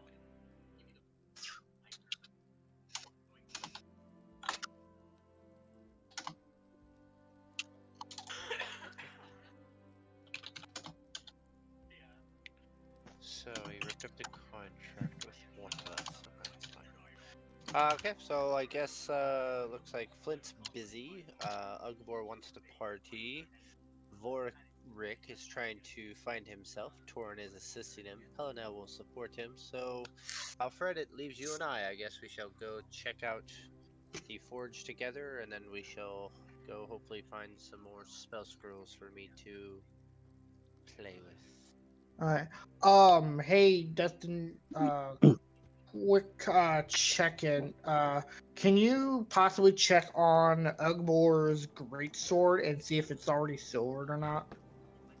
I'm talking to him right now in chat, trying to get a little bit of information on his weapon, but he's unsure if it's silvered or not. He knows it's +1. Yes, it is silvered. Okay. Out of curiosity, is tungsten just a better base material for weapons? I don't think they do tungsten. Usually, like different kind of weapons, it's like silvered or like adamantine. You would know, Alfred, based on your history with fighting in the arena, that there are many different weapons and many different augmentations of weapons. Some can be silvered or augmented in some ways to be extra sharp and very easy to conceal. Some can be made with special alloys that are much heavier, making them deal much more blunt damage if it were made into, say, a hammer, which was extra heavy. But all these things have different attributes and requirements for use and things.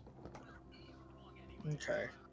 And we had Ugbor's designed from the forge in Cliff Craig, so he's pretty much has the best he could have, in my opinion, for material of creation. Okay, in that case, because I'm very, very curious. I didn't know he actually had his sword made in Cliffcraig. I thought it was just a sword he. Oh no, we had it made in Cliff Craig. Well, it's funny because I was actually thinking about making a better like great sword for him because I had all this silver and tungsten, but I was like, well, shit, he got beat me to the punch on that. But I Yeah. might be able, if I borrow Ugbor's great sword, which would be interesting. I might be able to enhance it a little bit with this blacksmith. She seems to know her way around enchantments. Yeah, we were planning on coming here to get it enchanted with something else before all of this happened. Well, as you contemplate your direction, knowing that you have future plans with the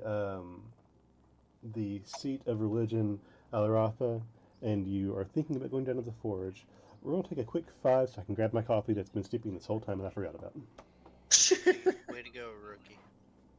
I know, right? It's okay. I'm gonna go to my location. Well, I think your location is going to be slightly boring, no offense. But, Oh, yes. it's gonna be so exciting. Is it the tavern? No, this is a place of learning. That is exciting, but So first, I just want to make sure I have it right. Rick, Pell are going to stay in the State House with Lysari and Torin currently, while Munson, Alfred, Flint, and Ugbor party out. Is that right? yep. No. No. So Alfred wanted to go to the forge, so we're gonna go to the forge first. Flint was still sitting at his seat, kind of writing down all the new fascinating, interesting things about the gym. Which, when I asked him what his plans were, it didn't sound like he was really moving. So I figured we would hit the blacksmith, and then after the blacksmith, those two, Ugbor and Alfred, can head out drinking if they choose, and I will head over to the learning department of spell keeping. Okay. Pell would ask you guys if you're talking about going to the forge and stuff, if you could take his stuff and see if you can get it enchanted too. Oh, do you have money? Yeah. I'm not rich, fool. Yeah.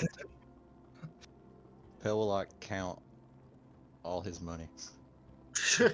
That's gonna take at least How about 4 this? hours. Just give me your bag. Tell me how much is in there. Tell me what you want, and we'll make it work. I should have about 21,000 gold in there. Okay. Jesus Shouldn't Christ. cost that much to enchant, but what enchantment are you desiring? If you can, just make both my hammer and my shield just a little bit better. Okay. Especially my shield. I'll take a look, see what I can do. And if you go to this learning place, see if you can find a particular scroll for me. Let me see if I can even fucking cast this spell. No, Ooh.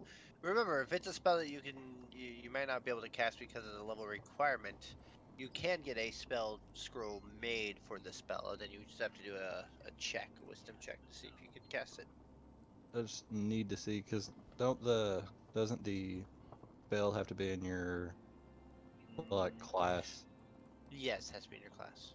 Well, And it also greatly depends on the item. There are some things that maybe let you cast outside your class. It's hard to tell, especially when you get into higher levels of arcanely enchanted items. yeah, this is a druid spell. I don't think I can cast it. Oh, gotcha. So it might have to be an actual item that has that spell, or be able to put that spell into it. It might not be a spell scroll per se that we'd be able to get for you. Well, yeah, if you can just enchant my stuff, I'd appreciate it. If you need anything, you can send me a message, and I don't care to give you a little bit of my money. Well, I will hold on to your stuff. I will write down your requests, and I will see what we can do for you while you take care of Rick. Pel, Rick. do you still happen to have that green silvery ore in your bag of holding by chance? Oh shit. I really hope the guards didn't actually touch it. Well, they would have to summon it out of the bag, or Oh yeah, they'd true. have But to call it by name to summon it out of the bag. yes. Yes, Do you so mind I- giving the ore to me, preferably wrapped in cloth? I don't actually directly I think contact it. didn't you put it in there in class, Pelena? Yeah. Yeah. I ensured that it has been kept wrapped so we Gotcha. didn't touch it directly. Yeah, Pale will say, "Give me the wrapping of the stone," and then the stone. Interesting. All right. Thanks, pal. I have a feeling I'm going to be needing this. I might be able to find some answer about this mysterious rock that may or may not be I uranium. will drop your weapon. And do you have a name for your weapon and your shield, or is it just weapon? Or is it just hammer and shield? It's just a. If you look at the hammer, it looks like a tree branch. Yes, but With what do you like- name it? Because if I put it into the bag of holding and I go to call for it, I need to call it by name to bring it back. You can just call it hammer. It should come out that way. Vork's current position is all because you used a diamond in contact with this ore. Okay. So I will drop your hammer and shield into the bag of holding, so I don't have to carry it, because that'd just be ridiculous. And then I'll put your bag on me, and I'll, you know what, just for the shits and giggles, I'm gonna put a little lock on it. I'm gonna arcane lock it, so no one can get into it while it's on my back. All right. Stay away. Lock it, arcane lock it to my body. It's mine! All mine! So, before you guys leave and go your separate ways, Gerke comes up to you, holding the stack of contracts. You know, I originally had plans to be done with the lock should you resurrect Mr. Vor Rhik, as I couldn't attach myself to such a volatile nature, we'll say. But given the circumstance, I've reconsidered this, and we will hold our peace for the time. And he folds the contracts back up and puts them back in his pocket. Rick's off the hook though, right? You tore up his contract. I never signed a contract with a Mr. Rhik. Sure. Yeah. Once Rick becomes real, then he'll sign a contract with Rick. Maybe. Who knows? Okay, well, we appreciate you giving us a second chance there, Gorky. And also, Mr. Rhik's current disposition towards Torin is not an unbeneficial position as well. Oh, anything to benefit you, my friend. I see that as a well-paid advancement. It's all business. And Gerke turns and takes his leave. Meanwhile, Torin is going to, using his rune glowing under his chin again, is going to attempt to reach out to Rick once more.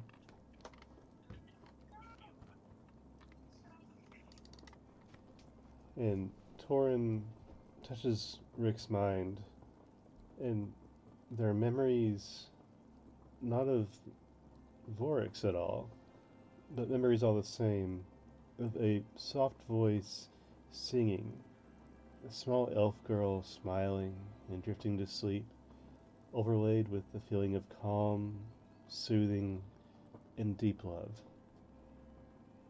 Song calms, sapling. Song calm, Rick.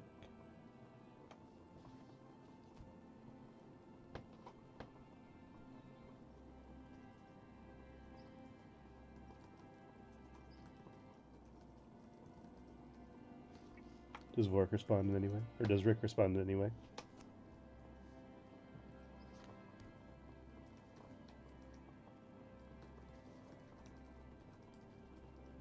Did we lose him? Kidding. Pickle Rick! Well, he doesn't breathe, so who knows?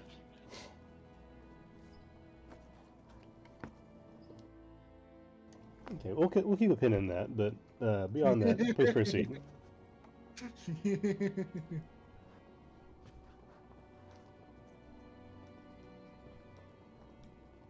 So you guys said that you were headed out to do some shopping?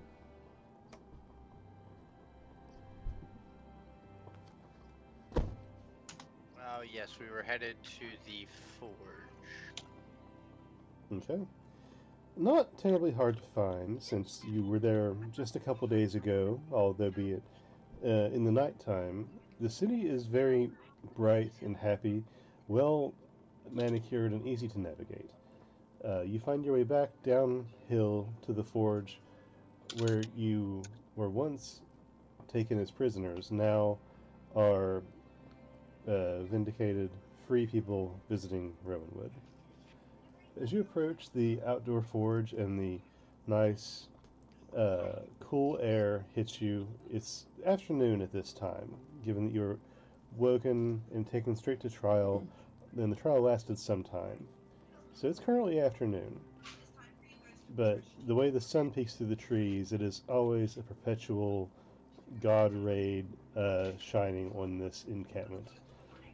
And the forge is nothing more than a brighter star within the city, shining with the forge light that pops out from between the pillars of the strong-walled house and attached forge area. In the forge area, that is off of the trail snaking through the city, is the same forge master that you saw before, the elven lady. And she is working on some pieces, and before, where all the armaments were taken inside for safety's sake, now they are on full display, ready for sale, and otherwise to show off the forge's work in the passing time.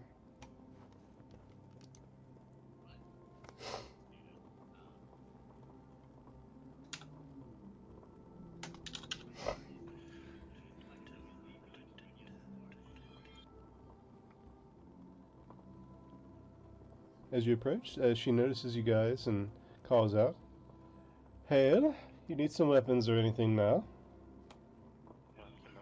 Oh, sorry, this the forge. Yes. Okay. Yes, actually, among other things, we have a couple of weapons and armor, if to be enchanted, if you be so kind as to provide the service for it. As I've seen your stellar enchanting on the manacle, and I'm very impressed with it. Thank you. It is very, I'm very well versed in the ways of forgecraft. Is there anything in particular you're after? A pre-forged item, or would you like me to make something new for you? Actually, we have some items already. We just need them to be enchanted. We have a great sword and what were the other items? It'll be a warhammer and a shield. I'm just trying to decide how we want to do really powerful enchantments on the warhammer and the shield. Cost is not of the matter. I want it to be And great and powerful. something that would add more bite to the great sword. Well, it's Okay. already the great sword's already silvered. It just needs something that will puncture with more aggressiveness behind it. Yeah. Just add a character. He just said he's Ugmore is down for more damage. So however that happened, even if it's like fire enchantment or something, he said he takes Okay. fire. So it's just he just wants additional damage onto it. I don't know how you would go about doing that. Sure, sure. Okay, she takes note of your request. Give me a second to read your message, both Savant and Munson. I can't read and talk at the same time. It's a bit of a it's a bit. I'm down for an edit, obviously, since it does seem quite powerful at our current level. Well, it also depends on money, of course. It is a +4 bonus to attack and damage rolls. Deals 48 slashing damage on hit. In addition, the weapons ignore resistance to slashing damage and deals double damage against objects and structures. You can double the strength modifier for damage rolls, and the sword. Warhammer, is that the sword? No, this is a great sword, and it is 36 pounds, and it is so absurdly large that it has the reach property. Oh, yeah. It's a little powerful. Well, I think I can do something similar, not exactly, but I can certainly create a massive weapon of such proportion if that's your desire. Now, it would take some time to erect and certainly to enchant, and would not be any cheap nature as well. But I can certainly get to work on that if you're so set and price is no concern. Well, let's hold up on that real quick. Munson's with us, right? Yeah, I'm not sure how much Ugbor is going to cost, but I'm on my cost of I'm looking. I have a high expense rate right now for the Warhammer and the shield, and it's going to go into a cleric. So I need it to, and I don't want it to shine, but to be protective, and not necessarily looking to do more natural damage, but more of a resist, more abilities to be, immune to things or more resistance. So whether it's casting resistances from magic, like I've heard of it, I haven't seen it before, but I've heard of a shield that you can create that when you forge it with your enchantments, it has the ability to help you resist caster spells. Very powerful. I actually have an idea about Pel's sword or shield. What if, as a little bit of an out of character term, reaction, he could, blind his opponent. Like it would just do it quite, but it'd be so useful in combat. I disagree. Well, if any case, since he is our loving cleric, I do think something should shine brightly, like a guiding star for the dead. Okay, Little side so note. good. Whenever you guys pull out the shield, you'll see a picture on the back of old Vor Rhik and Ugbor, like holding, like, I don't know the terms. They're like arm and arm over top of each other. Aww, he has a little memento. Whatever your love is, it is. I don't care. I'm looking to make this shit powerful. Okay, so just to recap, we're going to make this greatsword more impactful, this shield as well, and we're going to craft 2 new weapons. Is that what we're understanding? If possible, when crafting the greatsword, would you be able to make it in a similar design as the original, just bigger? Okay, so you want a larger version of this one. And she holds up Ugbor's sword. Yes. I think Ugbor, and I know I certainly do, like the design of it. And it would just be great if it just be a little bigger. You realize it's already larger than possible at the moment. Well, any larger, he would step into the ground as he walks. I mean, he's quite strong. I think 36 pounds he can relatively easily wield. Would you think? He is a half orc. There are ways around this. If you trust me, I can get to work. It's not impossible. But given everything you've asked, I won't be able to accomplish everything, especially not in any small amount of time.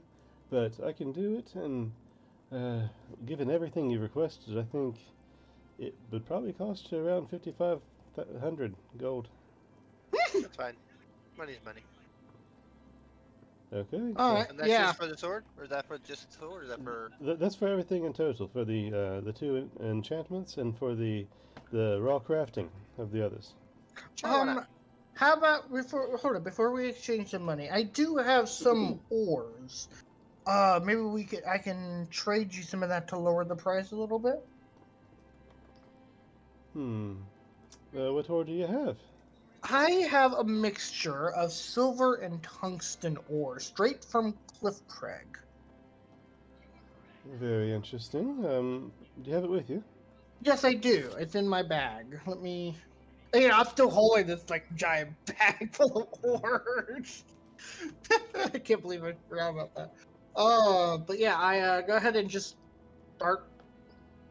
You know, I just start emptying the bag onto a table, and just 243 of ore, Okay. which I know would actually be great for the greatsword because it does require silver if it is already silvered. So you take the ore and you set it down on a tabled surface around her. Is that what you're saying? Yeah. Okay. She walks over to the ore and takes something out of her pocket and dusts it off a little bit and rubs it against her apron.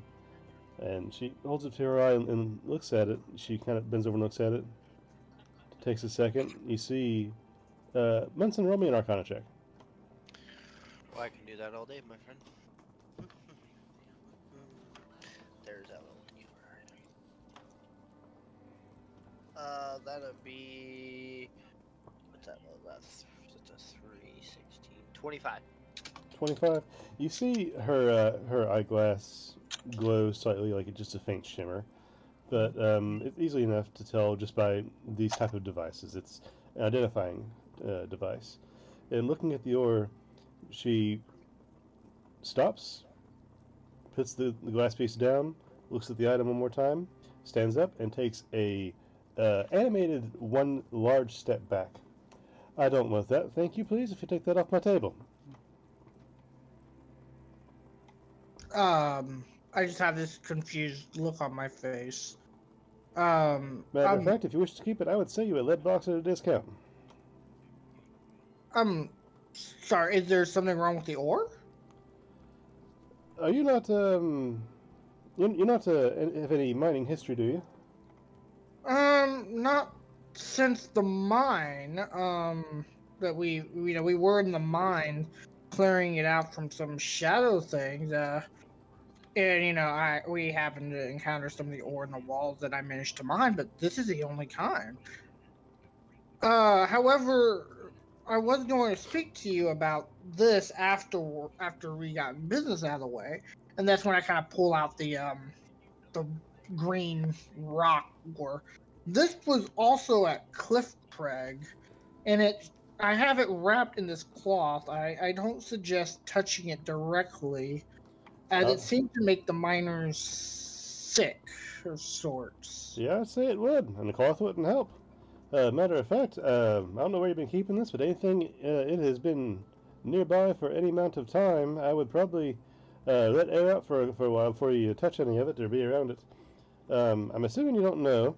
This is Vargian, and this ore has a capacity to, well, it's kind of hard to explain, but it bestows a sickness within your blood mainly, and, well, your entire body, and it is very rarely cured.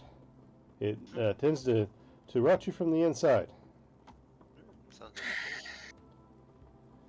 So it's as I suspected, Dustin. You made a fantasized version of uranium. Like I said, I would put this at the bottom of a deep hole, or at least in a lead box if you're going to carry it around somewhere. I wish I could sell you for sure.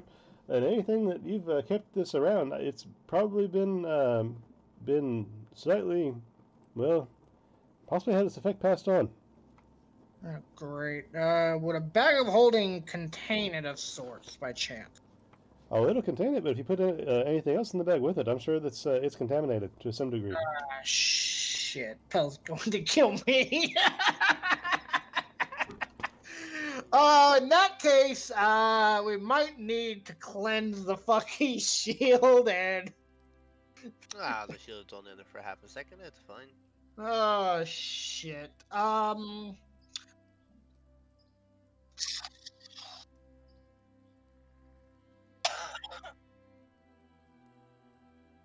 Oh yeah, and Cliff Craig, there's lots of people dying from it.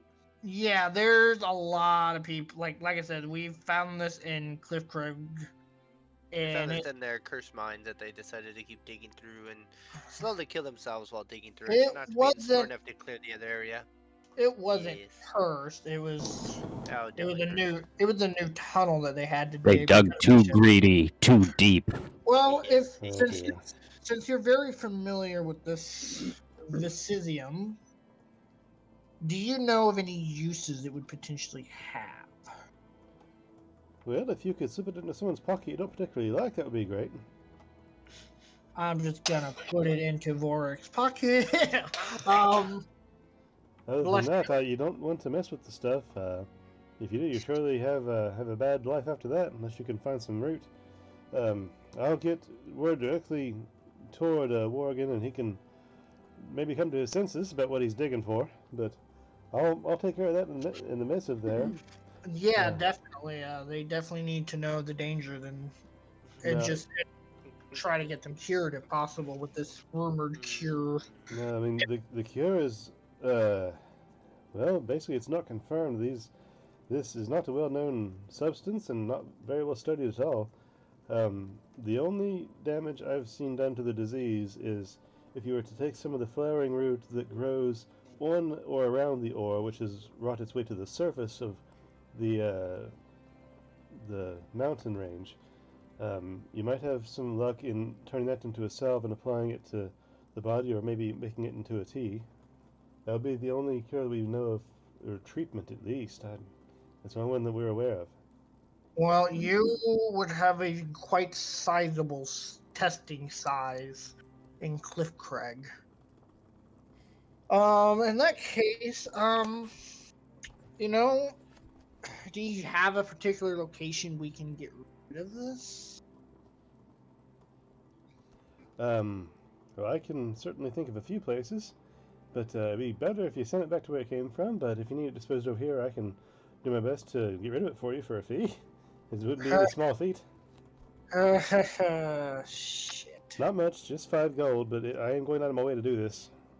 Yeah, I'll go ahead and give you the 5 gold to get rid of it. I've only kept it this long just to investigate the rock and see if we can find any sort of cause for it of the miners in Cliffcrag, but we seem to have came to the Now, right place. now, to be clear, and she puts down the weapons and shield that she is holding, were these kept around that sample? Well, so this is how it works. So it's in the bag of holding, which technically it's a different dimension. So technically none of it's near each other. They're all in their own space, and you have to summon them to you Okay, individually. so I'm familiar with the bag. Were these items in the bag with the ore? No. The sword and shield was in the bag for about 20 minutes. For 20 minutes. Yep. The ore was in my own personal backpack, and ever since we practically kept the ore or the rock inside the bag of holding until now, essentially. So, I guess what I'm asking you is, I'm very aware of your previous situation. While you were being processed, were these in that bag during that time? You said 20 minutes, were they just in transit from a moment ago to here, or were Correct. they in the bag for the whole time? They were in the bag from the courtroom to here. That's it. Okay, that should be fine. If anything was, like I said, lengthily exposed, so if this was in your storage bag from the time you were being processed until the trial, then I would probably lay those out in the sun for a couple of days before I would go near them. Nope, it's only been a couple, like 10, 20 minutes. Not very long. So I'm gonna go ahead and subtract 5 gold. Well, now that we've figured that part out, what about So this ore? I That sent you you seem- 2 links, Mr. DM, if you want to Yeah, I saw them. on those and wonder. Yep, I will read those when I have the brain power to do that, when I see them. Okay, well, all that said and settled, I will get to work if we're amicable. Do you wish to confirm the purchase? You haven't exactly told me what was wrong with the silver and tungsten ore. The silver and tungsten ore. This ore right here, the one I've been talking about this whole time. I had assumed you were talking about the green rock that that I've had in my hand. Oh, did you have 2 different ores? I'm sorry, I missed that. Yeah, so the silver and tungsten ore was the one that we mined out of the walls in the cursed tunnel. The green rock that I've had and that's been in the magic bag of holding Mm-hmm. is what was making the miners in Cliffcrag sick. I think you're getting the two mixed up. I think that's what's going on here. No, maybe there was an issue in description earlier. Those are two variants of the same thing. Oh, so I got irradiated silver and tungsten ore. Yes, you did. Son of a bitch! All your shit's fucked. Oh, fuck! How long have we been traveling? It's been multiple days, weeks. Yeah, no, Fuck! I assumed you had that in the bag. Did you have that on your person? Yes, I had all that ore in my bag on my person the entire fucking time. Yes, he has. Okay. Not in the bag of holding on him. Okay. On him and his bags. Now, it was confiscated when you were in holding, so it was just from the time you left Cliffcrag until now. That still was about a day and a half or so of travel, so duly noted. Please continue. Oh, fuck me sideways. So, I'm going to give you a description of kind of what I'm thinking, and if the price needs to increase, that's fine. But this is kind of what I'm thinking, and then I'll just the links I sent you. I'll kind of explain it that way. I mean, obviously, I'm not going to know exactly how it works or the exact stats, but something like those. Right. Yeah, I will see what I can do for that. I promise you, I will do my best. And Down payment. Yeah, we'll say down payment. Yeah, we'll go half now, half later, just because I'm not convinced I can meet your exact specifications, but I will be very darn close if I do say. All right, so I'll drop you 3,000 now, and then we'll go from there. Wonderful. All right, well, I will get these taken care of the next couple of days. Feel free to check in at any time, but I wouldn't expect anything done before 2 days from now. Oh, it's fine. We'll probably be here still. If it would be of no bother, I would like to learn the trade, since I had interest in apparently the wrong type of ore. I would like to learn how to turn said ores into usable items, if you don't mind me being an apprentice to you of some sort for the next few days. Well, sure, if they want to take up some time, I could use some labor assistance while you're waiting on your items. Maybe you could help even forge them a little bit. You won't learn to be a master in just a couple of days, but I can certainly use the help and teach you what I know a little bit. Wouldn't be opposed. As long as it will get me at least to the skills of being able to craft a hammer, or just a normal, simple hammer, that would suffice. Okay. I know my time in the city is quite limited, and there are other things I would like to do before leaving. Sure, I take breaks on and off, but come see me. I'm never very far, unless someone call. But yeah, anytime you stop by, we can work something out, see what we can do. All right, I will be back tomorrow, I would think. What time is it in the day? It's about roughly 2, 3 o'clock. Okay, yeah. I will go ahead and come back tomorrow, and I will begin learning. Okay, I will see you in learning. Mm-hmm. All right, everyone else done here? Yeah, I figured Ugvor and Alfred, you guys would probably go and do your bar scene, enjoy your moments of glorious Rickroll victory. Well, I'm gonna go do my studies and go to some spell scrolls, if that's even interests any of you. I am going to actually follow you on that, because I've been interested in that a little bit as well. Maybe I can find some I can buy. Oh, okay. So while you guys are on your next pursuit of intelligence, Flint, what are you up to right now? I'm just staying with Vor Rhik and Pell, and not Vor Rhik, with Rick and Pell, and just sort of observing and sitting there concerned. Okay. Channing, are you back with us? I think he's dead. I sent him a message a little bit ago. We're back. Okay. You killed him. I did too much. After a moment of, well, maybe more than a moment of silence and just contemplation, you see... He's awake. He's awake? He's awake. He sent me a message. Okay. Chatty. What? Yep. You here? Yep. So, as you were sitting in the chamber, the others, being Ugbor and Munson and Alfred, went to the forge to get some stuff done. Torin reached out to you again with memories, not of your own, of a child being sung to sleep by a song, and roughly asked if this song would bring you any comfort.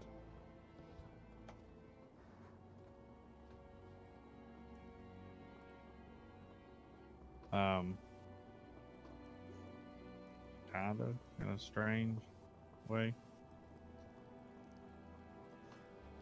Torin looks to Lysere, and after some exchange of Lysere explaining that Torin has told her that Rick seemed to be at least decently receptive of the idea of some music to kill the silence and to help expand his mind a little in the circumstance and for pure comfort as well. And while trying to make it not as odd as possible, Lysere begins to sing a song that is very, very reminiscent of the memory Rick that you have heard in the memory that you were just shown.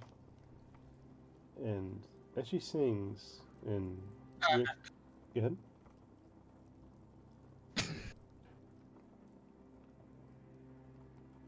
Alfred, is everything all right? Oh yeah. I just had to use the bathroom real quick. I'm back. Sorry. Okay, good. Good. As she sings, and Rick perhaps begins to calm slightly and maybe establish some connections in his brain that he might better establish himself among his new body and reality. You realize that although there are differences in the lyrics, the base structure of her lullaby matches one of the nursery rhymes, Pelnell, you read about in Cliff Craig. Sounds like that tree of memory. Yes. Pella like look over at her. Well, like while she was singing, is there like chairs nearby or anything? Yeah, there's still chairs and everything. He would have like tried to pull up a chair to like Rick and like gesture him. He's like, "Do you want to sit down?"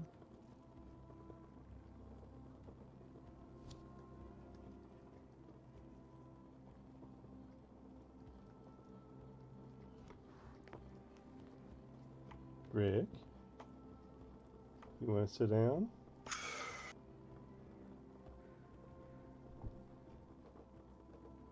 No. Okay. All right. Pelnell, the words that you hear are not the same as what you read about. You're not sure which version means what, but as Lysere sings, the words are something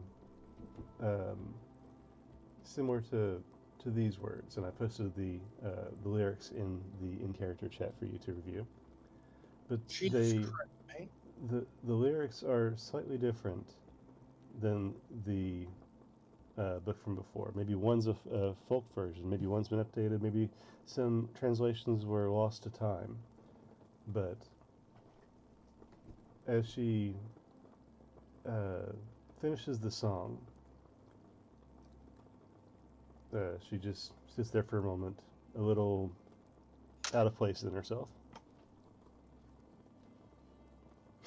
That sounds different from the song I've heard before. You've heard the song before? Well, I read about it a few days ago. Yes, it's not the traditional version of the song that most elves hear growing up. My family has never heard it before either, but my mother says that he sang this version to me while she was pregnant. He told her that it was passed down for generations of his family, and as far as they could remember. His mother sang it to him, and her father before that, and so on. And he sang it to me. After he passed, my mother made sure I grew up hearing it, and now this is the version I sing to Willow. Do you know what this song's about?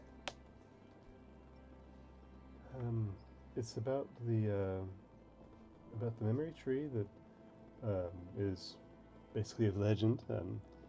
I'm sure if you know the song Invariant, then you know something of the origin. Yeah, so I don't take the best notes. The only thing I have in about that was a kid gets lost in the forest and got sent to the memory tree. Not get lost. Look, yeast. Yes, you be found. Was there like more that I'm like forgetting about? Yeah, a little bit. She responds, yes, there's many variants. Well, that's not the most popular version that I've read, but Read it up in Cliff Greg. yeah, the stacks are archaic in some aspects, but very educational in others. Basically, if you're not familiar, the memory tree is a tree that grows somewhere in the wilds of Falonkort.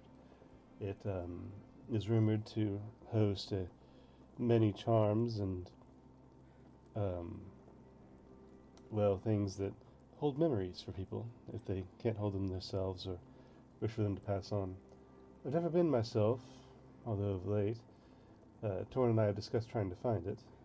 The song, something about it has always struck me as important, but regardless, it would be a sight to see, if I could ever find the time.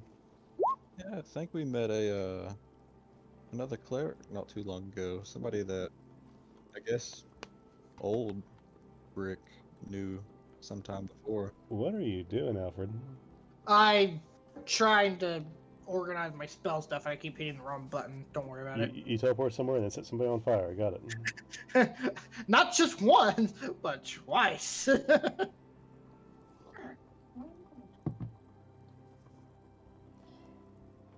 Does the song take any effect on Rick?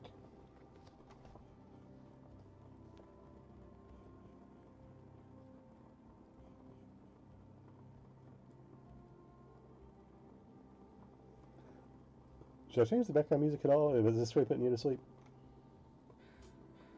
What? I actually don't hear the music. I'll do that. I was reading over the lyrics again. Sorry. Yeah, does the song have any effect on Rick?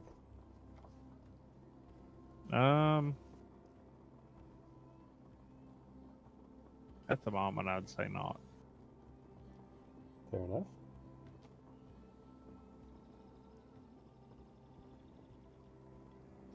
We shift back to our three adventurers, Munson, Ugbor, and Alfred. You guys are headed where? I believe the Druidic learning area, right, Munson? Yeah, I think it's the druids. It's kind of like a librarian, I guess, but it would be more of their parchment and scroll creation place. I don't know what it would be called here in this town. You know what? While we're at the forge, I probably should ask about any spell focuses, but maybe I can find one here too. You'd probably find it here before you would there. Yeah, true. Well, are you searching for the Diversium, or are you searching for somewhere to buy a spell scroll? Place that buys spell scrolls and has materials. Potential focuses too for Alfredo. Alfredo, fucking hell. Alfredo Cowardice is his new name. Oh yeah, that reminds me. We're gonna have fun, Munson. It's okay, I've been hit by a girl before. I can take it. You said anything about hitting. So everything seems to be in specialties in Rowanwood. Everybody seems to be pretty well self-sufficient, and the stores that are present all seem to specialize in a couple of things, most of them being artistic pursuits or special equipment. Some sell just high-end instruments, some sell just clothing and things. You met the one forger in town that is the forge, and the one place that you see that would resemble anything close to what you're looking for is a shop that, again, very similar to all the other elven-made stores in the area and buildings, has a sign out front that simply says distilled. And looking through the windows, you see many potion bottles just floating in the air, and many decorative displays that have representation of different forest aspects, some rock and crag, some lofty wisps of vapor floating through the air. And among the spells, there's many components that are inlaid into these very intricate and artfully designed displays, as well as several shelves that house many scrolls and books and inks and supplies. Well, Munson, Oh, that's good. my magic is definitely tingling from this area. Ugbor, why don't you stay out here and keep Yes, Ugbor is watch? not welcome. He will break shit. I was saying it more politely. Yeah, me too. He'll break shit. Last Especially time with I things had flying. to catch his ass before he broke stuff. Ibor begrudgingly agrees and begins doing stretches outside the building. Where's Flint at? Is Flint with us, or is he with No, Poe? he's still in with the Rickroll. Ah, okay. So, I guess we walk in. Ding dong, motherfucker. And look with excitement. Upon entering, you see a couple other people browsing the store. Again, these aren't your typical displays. Potions are all in uniform bottles, all floating midair, covered in some sort of sparkling golden dust, just bobbing around the store. Ingredient components aren't in bowls, they're in containers and displays that represent their raw state, such as the seeds are in small seed pods with displays around flowers. The sulfur is tucked away into a black and red volcanic display. There's processed cotton rests in little nutshells atop little tufts of cotton plants. Amongst this, there is no real counter space. There is an area that stands against a wall that looks like a desk of sorts, and there's several drawers and shelves and chests inlaid into the desk, kind of created as one unit.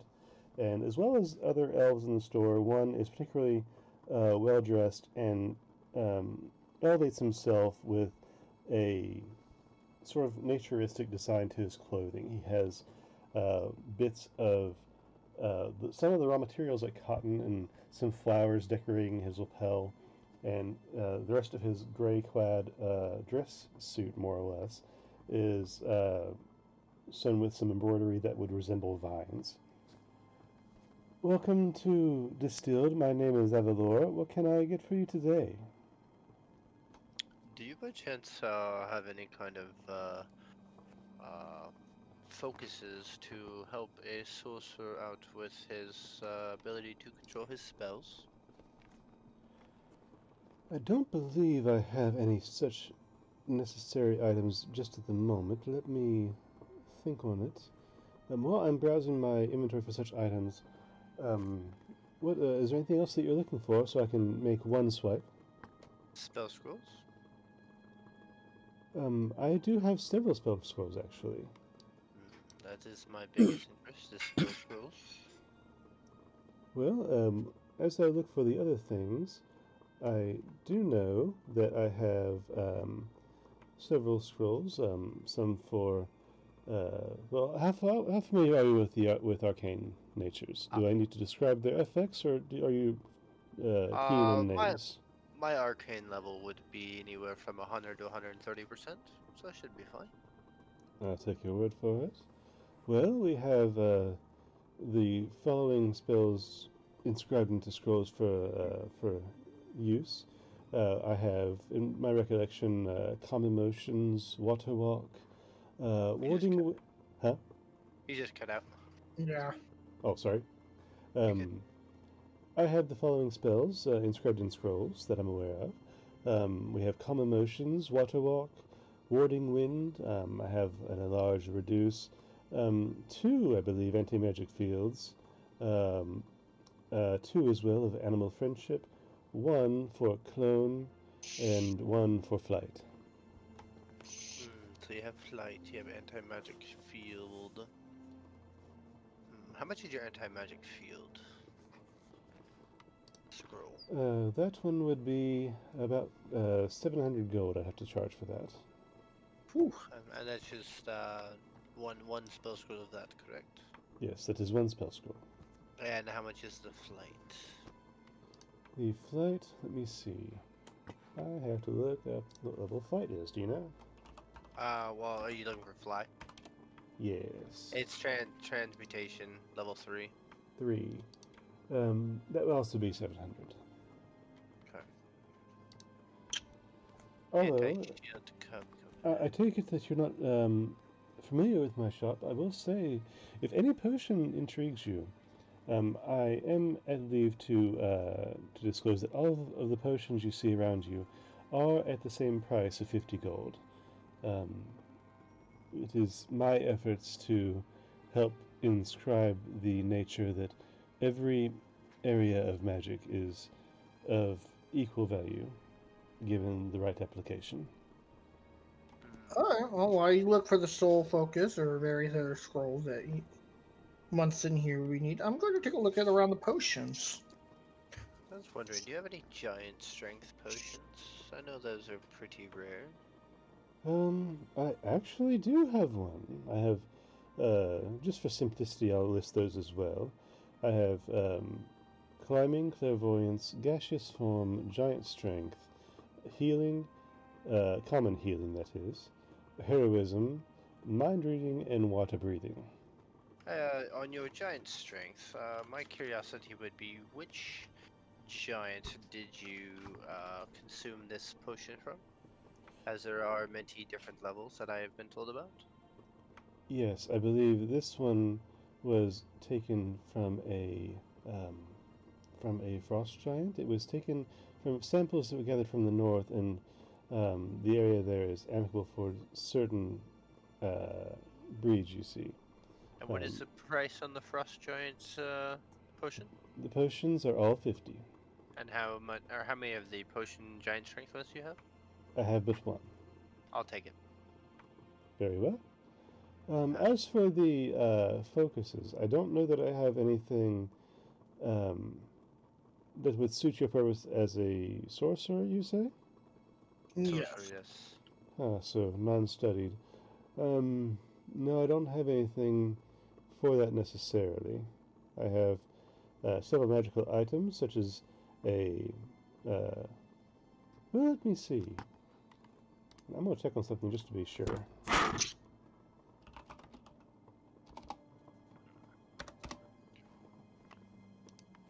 I mean, if push comes to No, wait, I'm wrong. I have everything you want. I mean, if push comes to shove, that's what I'm waiting to hear.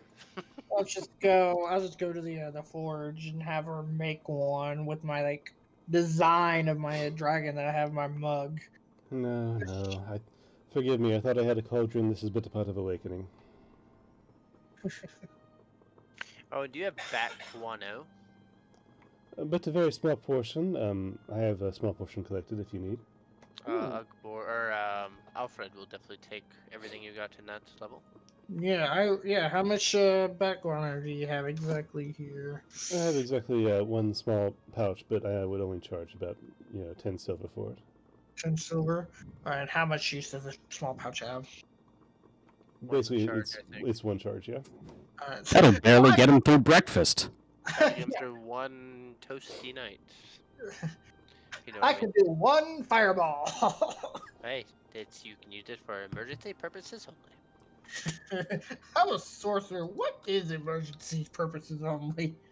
When you're about to die again. That's true.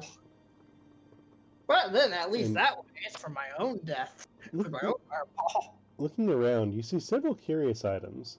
There is a small glass tank, like a box. It's full of water, and there's sand at the bottom, just silt. And in the water there is a candle burning under the water. There's also several stones laying about. There is there's a green pen made of glass that's been twisted, laying on a purple pillow on one display shelf. And there's two tiny black pearls that are laying properly displayed and secured in little divots in wood on a rack. I'm gonna ask about the black pearls. Those would be pearls of power. Yar. I'm sorry, what was that? Those are pearls of power. They would infuse you with additional magics for a short time. Oh, and how much are these? I would go for 150 each on those. 150 each. And is it just is it a certain type of magic, or is it just? I take it you are not a advanced sorcerer. These would replenish you with a use of a spell.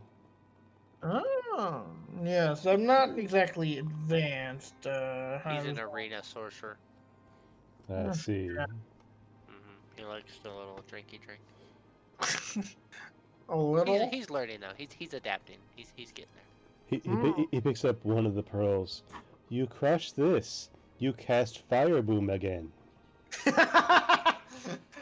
Okay, I know I'm used to be in the arena, but I'm not like our barbarian friend out there. I don't know. I question that. You said 150 gold, right? Correct. Well, for you, platinum. I jest. 150 gold. I thought so. I like this man. So these spells scrolls I can get from him, I can copy them into my book. Yes. Sure, given enough time and materials. Oh, well, that's simple. With being an order scribe, I can do it pretty quickly and pretty cheap. I'm gonna go ahead and buy one. Unless Munson, are you going to buy the other one? I have no interest in those. You have no interest in it. I have my own casting of things. But if you want the Pearl of Powers, you can have them. I'm more interested in the spells at the moment.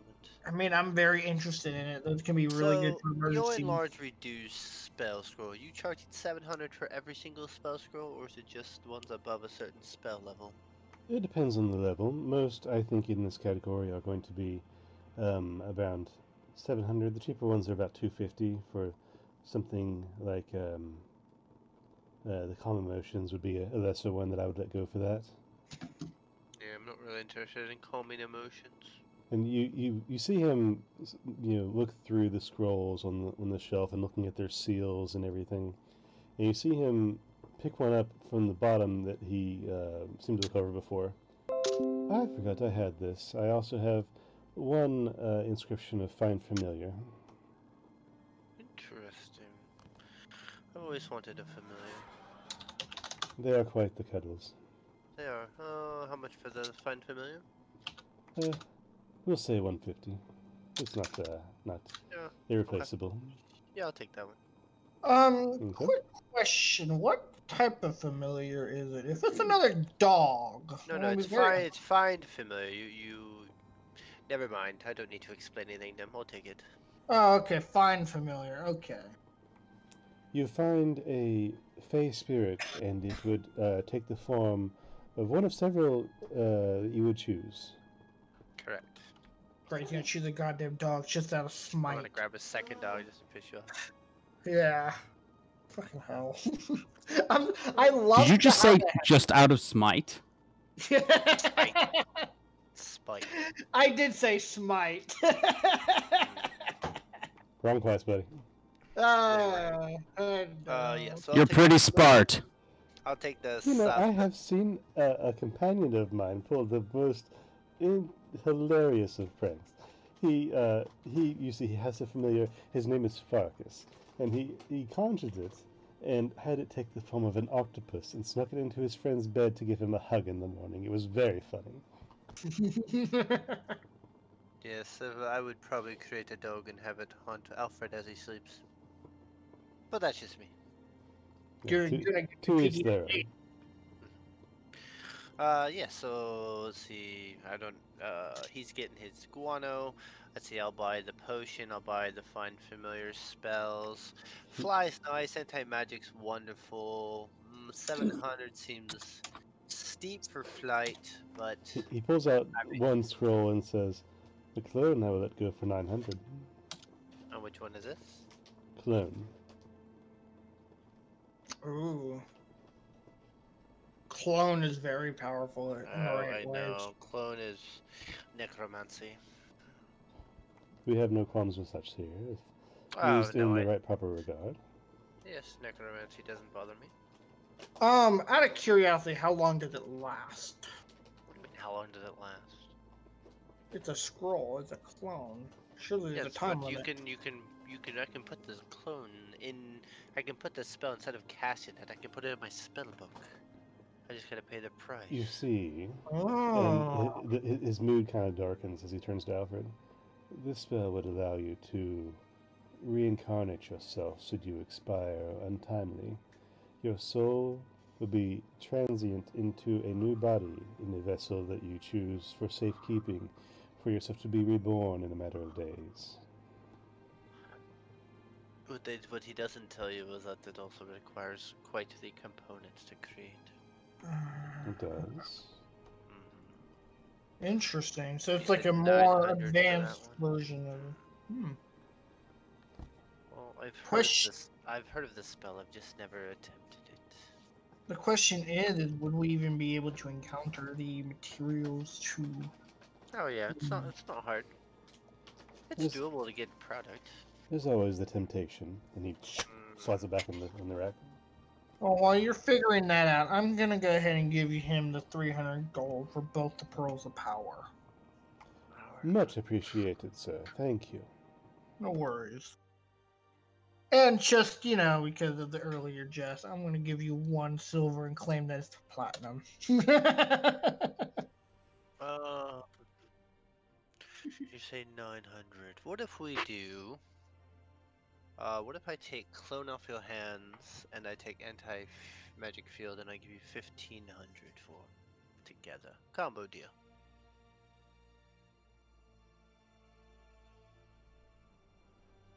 I wish there's like a haggle skill that you can redo. Dirty 20.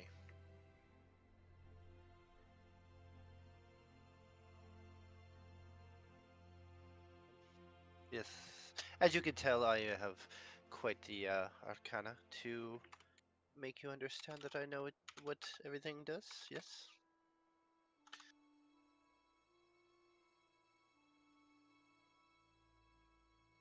So we'll do 1500 for clone, anti-magic, 150 for familiar spell, and 50 gold for the giant's strength potion. So we're looking at a total of 1700 gold. Sounds correct to me. Okay, I will hand you 1700 gold. He accepts your gold and hands over all of your materials. Alright, appreciate it. And I Please. do enjoy your shop, it is quite wonderful. Thank you. I put a lot of work into it. I can tell. It is a very uniquely designed, and I'll have to remember this some point in time to come back. So please feel free to browse. If you need anything else, I am more than happy to supply. And with that, we're going to cut back to our other party. And with Nillian hanging out with Rick, Pell, Lacere, Flint, and Torin, all in a group, Nillian speaks up after a moment.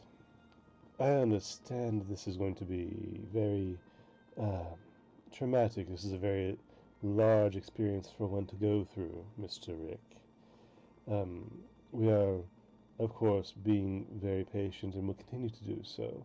But I would like to know, would you like anything to eat? Would you a change of scenery, perhaps? Go for a walk, I find, is great for the mind's exploration.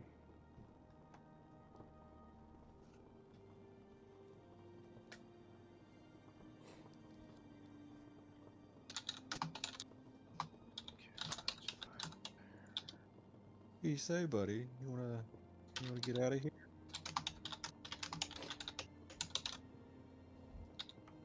Channing? Let's all go for an evening conjugal. Constitutional.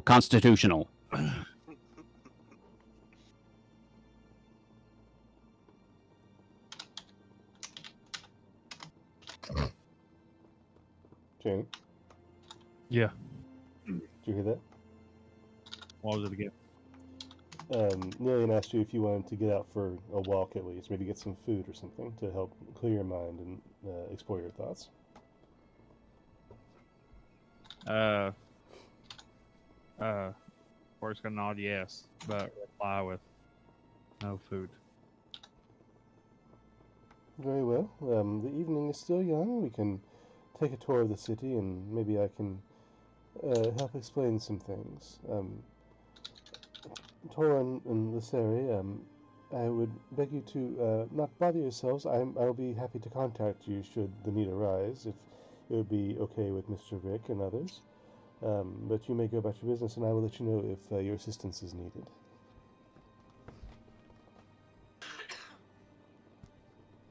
Both Lyseri and Torin nod and look to Rhik for a moment.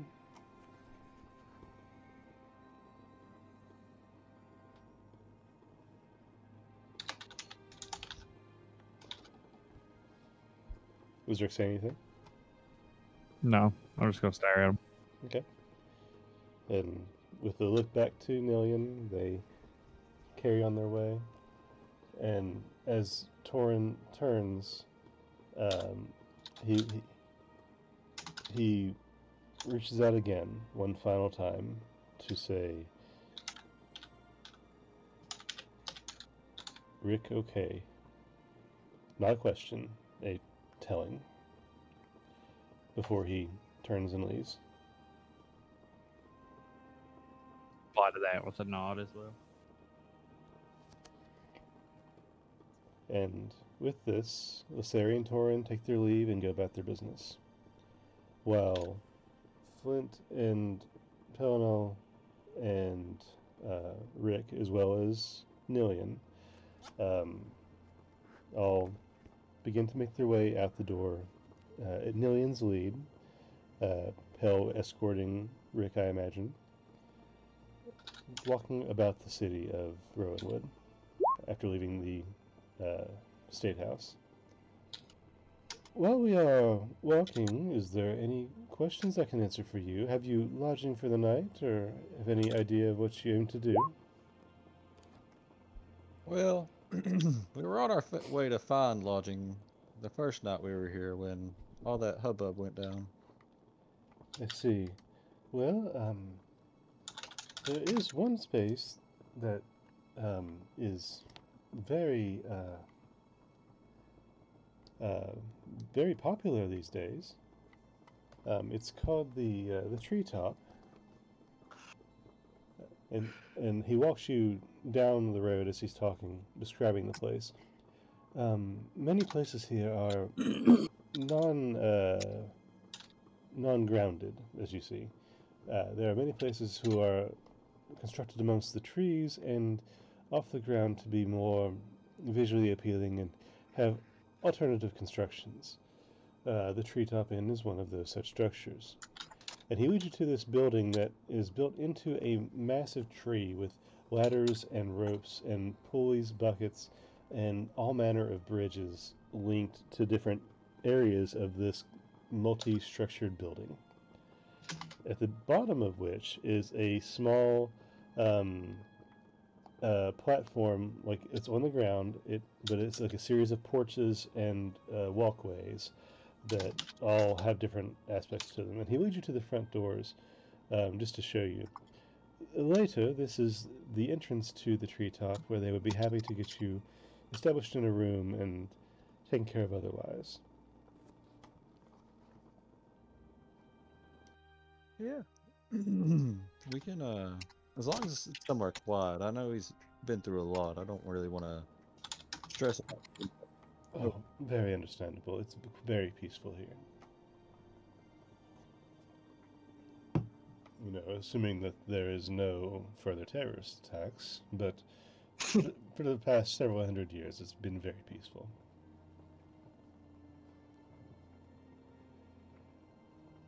If you're looking for food, there's always some dining to be had within the lodging, but there are some others as well around town if you look to expand your flavors or maybe just get a different chef behind the grill. Are any of you familiar with the structure of the Rowanwood district at all? No, very impressive though. And he continues to walk through the city as he talks to you. There are many intricacies that I would guess you're unfamiliar with the district. This is but the Rowanwood city.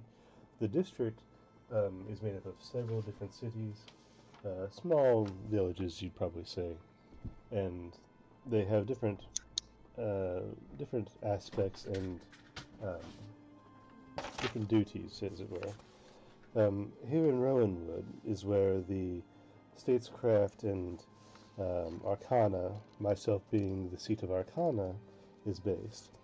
Niffa is where Miss Alaratha resides, and it is the seat of religion. There's also Crane Rune, which is home to the Bane Breezes, and they take care of most of the defenses of the Rowanwood district, both in the city and elsewhere, mainly in the forest. The city of Red Ash is our city of transit and trade, helmed by High Captain Vimaris.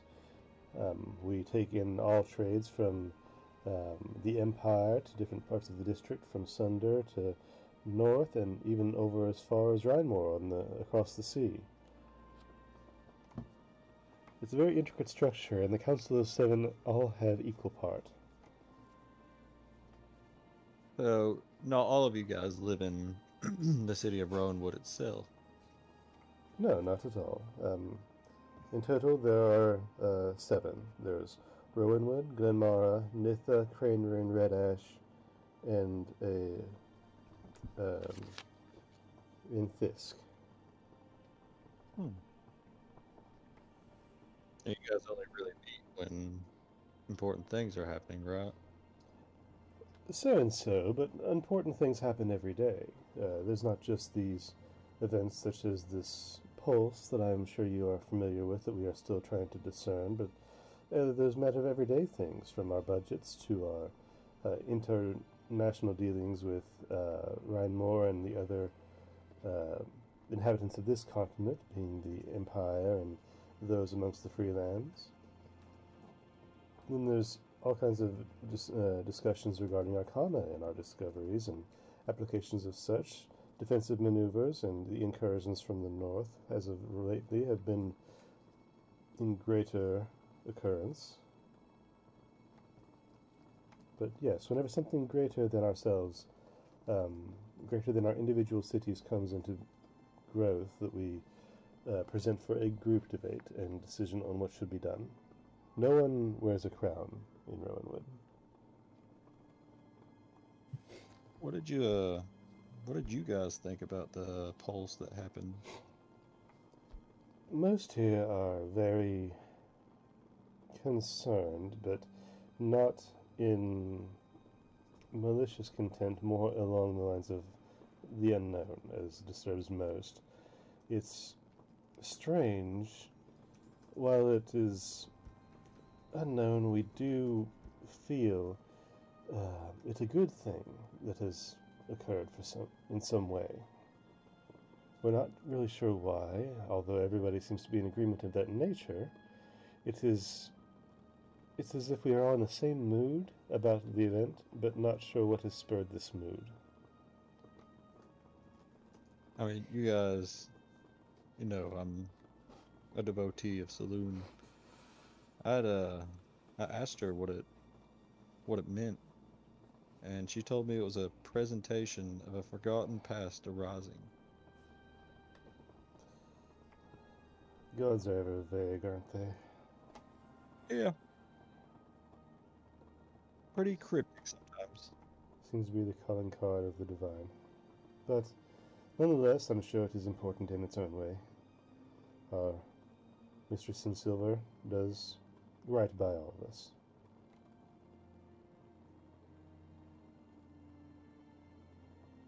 Yeah. Yeah, she does do us good. So what brings you, sir, here to this, our fair Rowanwood with your companions? He's speaking to Flint. I'm here looking after my friend. Which one? He beckons the group, kind of half smiling.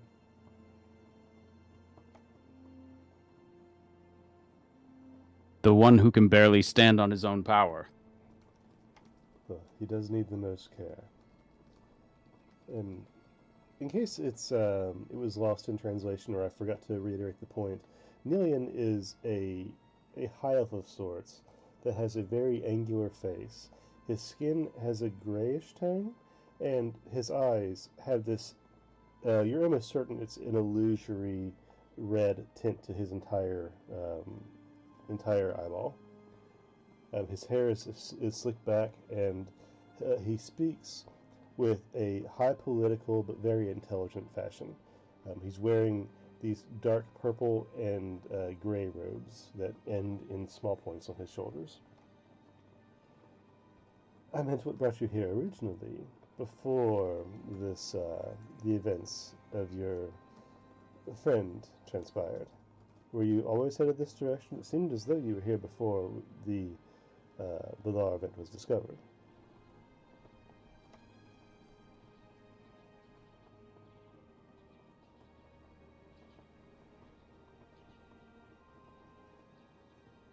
Of course, feel free to keep your secrets. I don't mean to pry. I simply am curious.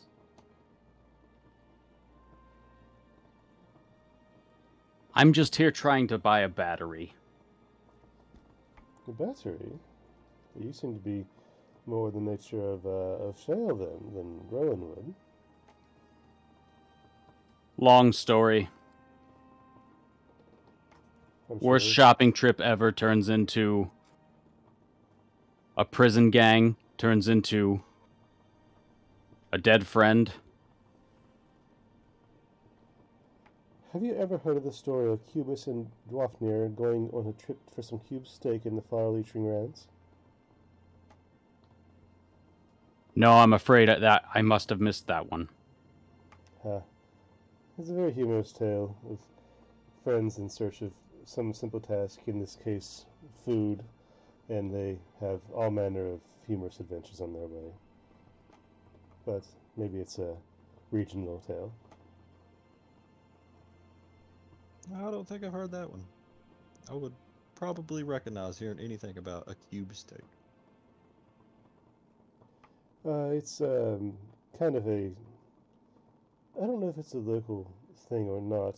I've not had it myself, but apparently it's a processed beef that they put between two pieces of bread and garnish with vegetables and sauces alike.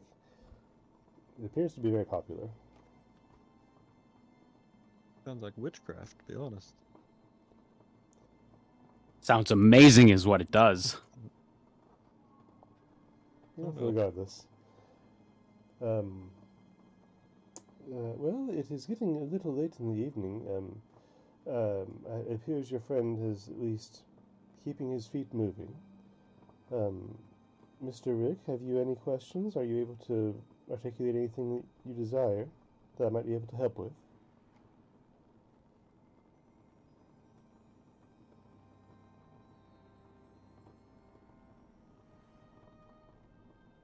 I think he's just taking it all in. It seems so. It's understandable in his state. But, well, I will leave you for the time. Mr. Pellinel, you have means of communication, do you not? Well, you have my name and my face. Should you need me, just reach out and I will be of assistance, or send somebody who is able in my stead. I would be a bit wary about the magical communication. From that note, it seems that somebody is able to keep tabs on all that. Then you must take care to outsmart your aggressors. Maybe make your messages coded and ambiguous. But something as simple as requesting assistance and giving a vague location should be safe enough. I would imagine. Even if someone does happen to listen in. Now, before you go, do you know where the temple to Sylvanas is? Sylvanas? Oh, yes, it's the one of the larger buildings in the center of the city. It is built with several spires that end in tree branches that bush out. All right. I think we're going to go get some rooms, and I need to make my way over that way. Very well. Well, I will leave you to it. Should you need anything, I will be around. And he stops and bows to all of you, very slightly, and then turns and takes his leave. I'll bow back. So now I ask anyone, what are you all doing individually now that half of you are wandering in the city about to get a room, and half of you are still at the tail end of your shopping adventure? I would be headed to, after we finish here, I will hold on to the items which I purchased for now. I won't tell Ugbor about anything I bought. Alfred, I figured I would have him meet up with the group if he was interested, and then maybe do a celebration for with Ugbor as he's looking to have a little drink. And I need to head to the temple as I'm assuming my 4-hour mark is coming up soon. El will like cast sending, and he'll send it to Munson and be like, "We're getting rooms at the treetop. Is that what it was called? Yes. We're getting rooms there. Afterwards, I need to head to the temple of Sylvanas." Hold on, I forgot sending has fucking limits. Yeah, it's like 25 Sure does. words or something. To A word. Or 2 sentences or something. in meet the So I'll just tell Alfred they're getting rooms at the treetop. The group is. Alrighty then. No idea where it's at, but shouldn't be hard to find with that kind of name. I mean, I look up in the sky and I see a bunch of tree. So I can tops. respond with 2 sentences or no? What's that? I forget. 25 words. 25. I will say Alfred will head to place. I am headed to temple. See you soon. I think that's 19. Yeah. Well, Flint, Rick, you want to go get some rooms? Sounds like a great idea. Okay. Going back to the treetop, you enter, and it's a warm and cozy place as any. There's firelit wood everywhere. There's a couple elves standing around talking about this and that. You overhear a couple topics, such as their feelings on the pulse and the events recently about the attack on the State House and what it meant and who's behind it. But when they see you enter, they put aside their conversations and await your introductions happily. Hello. Greetings. Have you need 4 rooms for the night?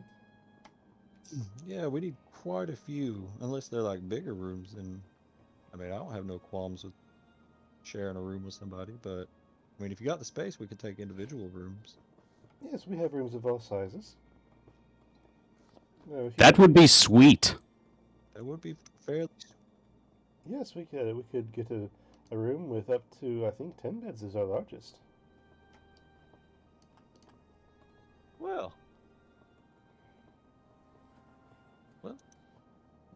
he'll like whisper to Flint, I don't have my money right now. Could you cover us and I'll get you back? Sure. Okay.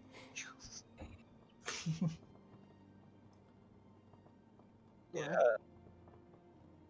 Did you want the 10 bedroom or something different? how much would it be for? Hold on. I forget how many people were in a party. 1, 2, 3, 4, 6 individual rooms as opposed to the one big room. Oh, it'd be far more expensive. 6 individuals run for the night around 5 gold, but the one room with 10 beds would be around 3 gold, 5 silver. Yeah, fuck that. Get the big room. Sounds good. Okay, well, it is at the very top of the path. Take this key. This will let you in the door. It does secure itself. But once you reach the top, it is a circular room with 2 entries. You may take either, and they lead to a one chamber that has a space for cooking and beds that line the exterior circular rounded wall. Now we have some more. Our friends are coming up here in a minute. Whenever they get in, can you just tell them we have the room already? Yes, that could be arranged. It's not impossible. All right. So one, you'll be able to tell them out of anybody. One is a dragonborn, Right. and the other one is a half orc. Okay. Well, duly noted.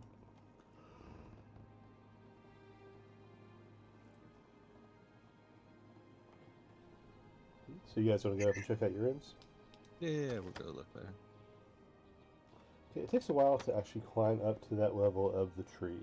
Like, if it was a standard building, this room would be probably 7, 8 stories tall, and there's no elevator. It's all stairs, and they wind around a lot. None of them are direct. There's no back and forth stairwell, so it takes you a good, probably 6, 7 minutes to climb all the way up to your room.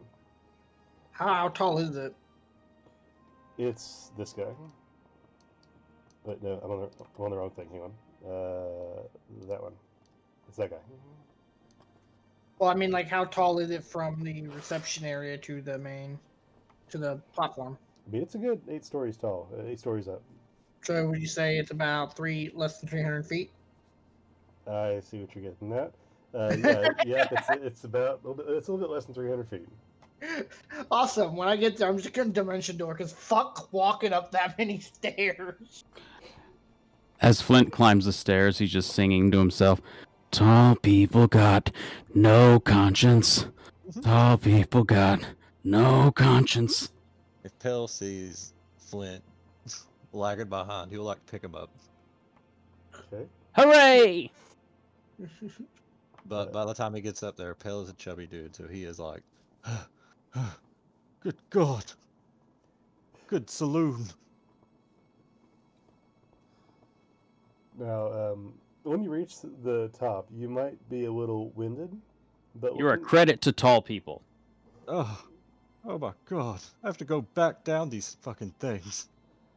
Matter of fact, looking around, you see a very hefty rope that drapes off the top of the circular platform on which this room is built.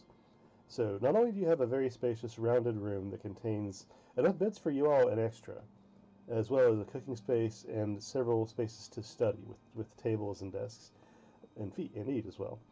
But there is the exterior patio style area, like just a giant deck that is the space where you walk. But there's also a constructed rope that lets you slide all the way down to ground level. Should you Oh my God, we have a fireman pole. This is the best gang ever. So Dustin. Yeah. You said it's like evening, right? Yes, it is evening. The sun is beginning to go down. So would it technically be dim light? Yes, it is. So whenever they get up to the top, Pale will like look at Flint and be like, "Do you think you can keep an eye on him for a little bit? I have an errand I have to run out and do real quick." Absolutely. And then Squimbly like just flies up on my shoulder with a stick, but holding it like he was just menacing with it. That'll show him. I put all faith in you, Squimbly. As well you should, sir. Rick, are you still with us? Okay, didn't think so. He's taking it all in still. Yep. Just in AKA, he just went to bed. A very good game for him to fall asleep in. Yeah. Yeah. So like, Pell will like nod to him, look down that little rope, and just jump down. And then once he falls like a little bit, he'll do the steps of the knot and just start flying the rest of the way down.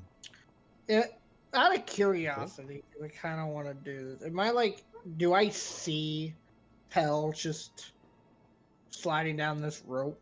Okay, well, at this time, are you and Ugbor, and Munson as well, I suppose, are you guys walking to try and find this hotel? I mean, I would assume so, since we said we were. Okay, I just want to make sure. Yeah, roll me a perception check with a relatively low DC to find this place.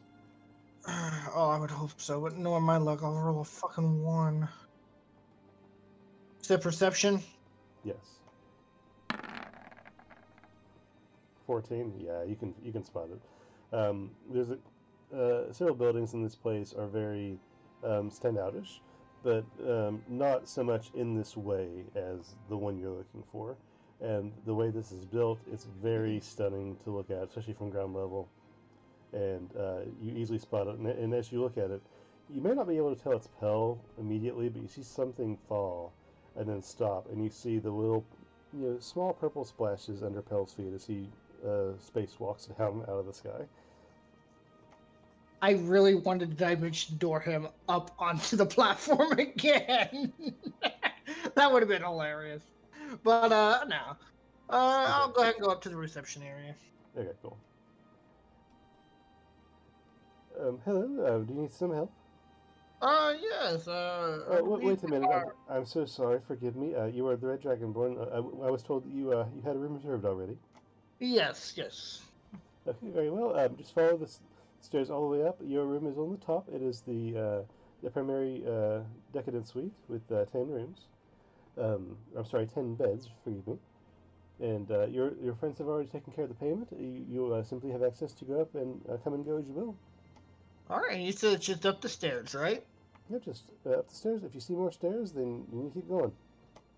All right. Well, forgive me, but I'm not too fond of stairs, and with that, I just dimension door up to the platform. Okay. You do this from within the place, because Dimension Door has to be a place that you see. Well, I'm gonna stick my head out the door, I guess. Okay, so you go outside and look up at the destination and just portal yourself up there. Yep. So, Munson, you said you were going to the other place with the stuff, right? To the temple, yes. Okay. And Pell, you're doing the same? Yeah. Okay. So making your way back through Rowanwood, it's easy enough to find the place that you were suggested to look at. You find a building which is not really a building, but more of an outside display, kind of like a shrine that is circular, and there's spires coming off of the large structure. It almost would look like a Stonehenge type structure if it was whole and made out of solid stone and ornate in that way. And the spires that come up end in just tufts of vegetation, some ivy and bushes and flowers, some different species of trees that seem to grow off the top of the circlet that is supported by pillars. And it's quite the sight, honestly, especially for its size. That is the size of a house, but has no walls. And the pillars are they're made of stone, but they appear to be twisted and dyed brown, as if to resemble trees. Upon going up to that area, you see that there is a large, some sort of shrine in the middle that resembles a large figure, a man who is encased in bark. And below that, there are actually doors around the base of this area that signify there's probably an interior structure of some sort.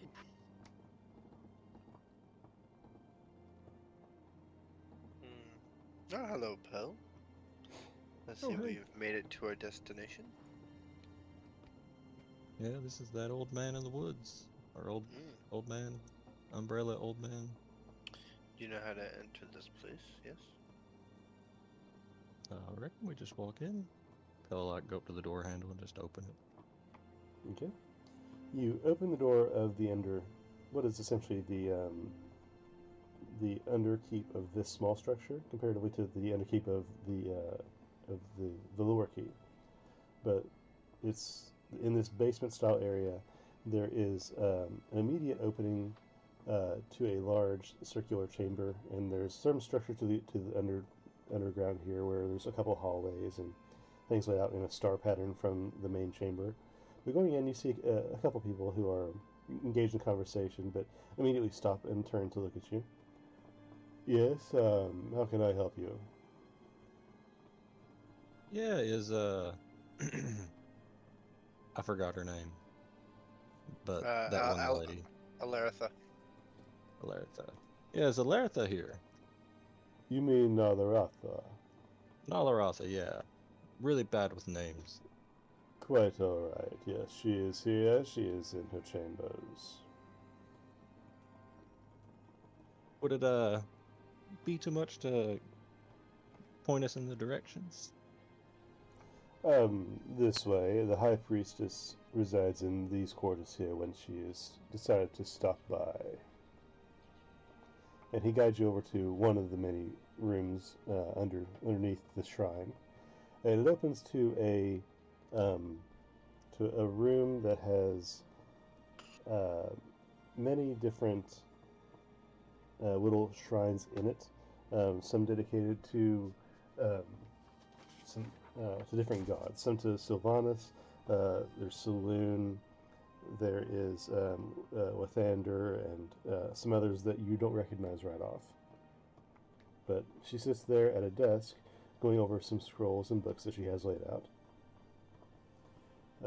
Seeing you enter, she stops and rises.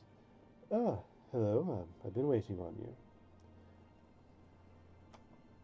I'll like do a little bow. I will copy. She will nod. What can I do for you? If I recall, you said you had some questions and things you'd like to discuss. And she gestures to the bench before her desk. I'll go over and take a seat. I'm not sure if there's anything. Hansen, you go first. Maybe I might be able to think of some things off that. Sure. Alright, so my reason to come here, as I was explaining to you earlier in a very short term, is I had a dream in which I am hoping you have some clarity for me. I'm not the best at translating dreams, as they are mostly individualistic, but I can do my best. Okay, so I went to sleep. Most of the time my dreams are nightmares. They are potential future scenes of what will happen to me or people I see, and most of the time I'm actually there when it happens. Right now I see most of my nightmares have the demon with the antlers on his head, and he has a bunch of creatures with him, which it shows somehow, somewhere in the distance, he is defeated. But recently, I've had a dream a couple days ago that I walk into a small glade and a boulder appears in front of me. As I touch it and walk around it, it feels like a rock. When I remove my hand from it, I begin to walk backwards. And then as I'm walking backwards, I go to turn and I walk through a wall of ivy. And as I open up the wall and enter, it turned into a vale. A valley closed off, has a house that's actually in the shape of the tree, with a small garden nearby. Has unnatural designs across it, ornaments, tokens, all that on it. However, it does lack leaves, um, the one in the center of all the others. And it seems like it has been struck by a force of some sort, very blackened in the middle of it. there's trinkets, there's rings, there's a bunch of weapons, different kind of kid stuffies that are actually ingrained and stuck in the bark. And then unclasp a choker, and it's held in front of me with a woman's, her voice. She says, Phelan. Do you know anything of this? You Kind of. see her politely paying attention and taking notes in her mind. But when you say the word Phelan, her face just goes like blank, and she goes from looking at you to looking through you. And it takes a moment for her eyes to wander, and then snap back for a second. I'm sorry, something struck me there. Anyway, Antler Demon, I'm unfamiliar with that as such. There are many demons in the realms of the Nine Hells and Plains of Fire and other things that are in service to many demonic powers that could be the figure in which you speak, and being in the future, it's hard to tell, and maybe these dreams don't portray the future, but possibilities of future. It's impossible to say, really. Now, the other dream, however, that sounds like the memory tree. I've traveled there many years ago, and I know the blight of which you speak. It's been that way for all of my lifetime, and some of lifetimes before, but no one seems to know what happened to it or how to heal it. But there is a family who lives there in that house that you have described, and tends to the tree, but it is protected with several magical measures. Yeah, you. I was gonna say you can't find that tree unless you're not looking for it. I read that not too long ago. Correct. You can only find it if you are in true need of it and are searching not for it, but for a purpose, for a reason that it could help with. You can also find it if you've been there before. The last thing you said, something about she trails. Phelan. Yes. She trails off as she tries to say the word, and then her eyes just go glassy again. It takes a moment. I'm sorry. What were we talking about? Phelan was the woman from the woman's voice. It is the word that was told to me that you have stopped it. And she stands up and begins to walk around her room and pick up something and put it down. Wander around kind of aimlessly. I'm sorry, you said something about a woman? This word seems to be boggling her. The dream in which I've explained to you, which seems to be the memory tree in which I've never been to, which seems to have come into my dream instead of me looking for it, it has found me. And the name in which the woman keeps saying seems to put a blank in your memory or make you faint of some sort. Would you rather me write it down? The word? I'm terribly sorry. Sure, that might help. What did this lady look like that you are encountering in this dream? And she kind of At shakes herself the on her head. end, all I heard was a voice. There was unclasped a choker. It was held in front of me. I didn't get a good view of the woman, and then she said the word, and then I woke up. So I didn't get a great view. Okay, and what was that word? And she has quills and papers available on her desk. So I pull out my magical quill and I write down Phelan. And then I write it down in my language and also write it down in Elvish just in case. If it's spelled differently. As you write the words on paper, and you write both the words in several languages, and after you finish and put down your quill, you look up from putting your quill away, and the paper is blank. Interesting. Now, you've went to the memory tree before? Yes, I've been to the memory tree once. It's been a long time. I tend to go back sometime, but yes, I've been there. I'm sorry about this name. I don't know what it is, or I don't have any recollection of it. I'm sorry it's given me such trouble. No worries. Did you use the memory tree? I have left one of my own that's very precious, and I have viewed several others and lifted prayers to Sylvanas in their behalf.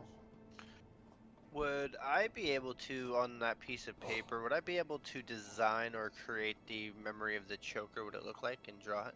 As what they, because when they unclasped and gave and held it in front of me, would I be able to draw that out? See if that stays on paper. You can certainly try. What do you want me to roll? We'll do performance on this one. Ugh, the ugly ones. Oh, that's cocked. Try again. That is a 16. A 16. You do your best to recreate the necklace and the symbol that's on it. It's not pretty, but it's legible, and you're able to inscribe the symbol. So, do you recognize this? The priestess touches the symbol reverently, but I have no memory of this symbol here, but it does strike something in me. I have a theoretical question. I have a theoretical answer. Could someone use the memory tree to make other people forget them? I have not read of such magics, although it seems in line with the powers that are bestowed upon the tree by Sylvanas, but the gods work in very mysterious ways and also very powerful ways. It would take a great force in order to pervert the magic of such. Although that's a very curious thought, though. Yeah, it seems like... I mean, I like seeing Munson write the name down and nothing came out, right? I would assume so. I wrote it in the open for all three of us to see. Yeah, it seems weird because I kind of thought that maybe you just forgot, like, about that person. But there's like, it's not even letting him, like, write the name down. And at this time, she just gets not glassy-eyed this time, but just kind of looks around the room like she's just listening and thinking and just wanders. He gets up again and starts wandering aimlessly.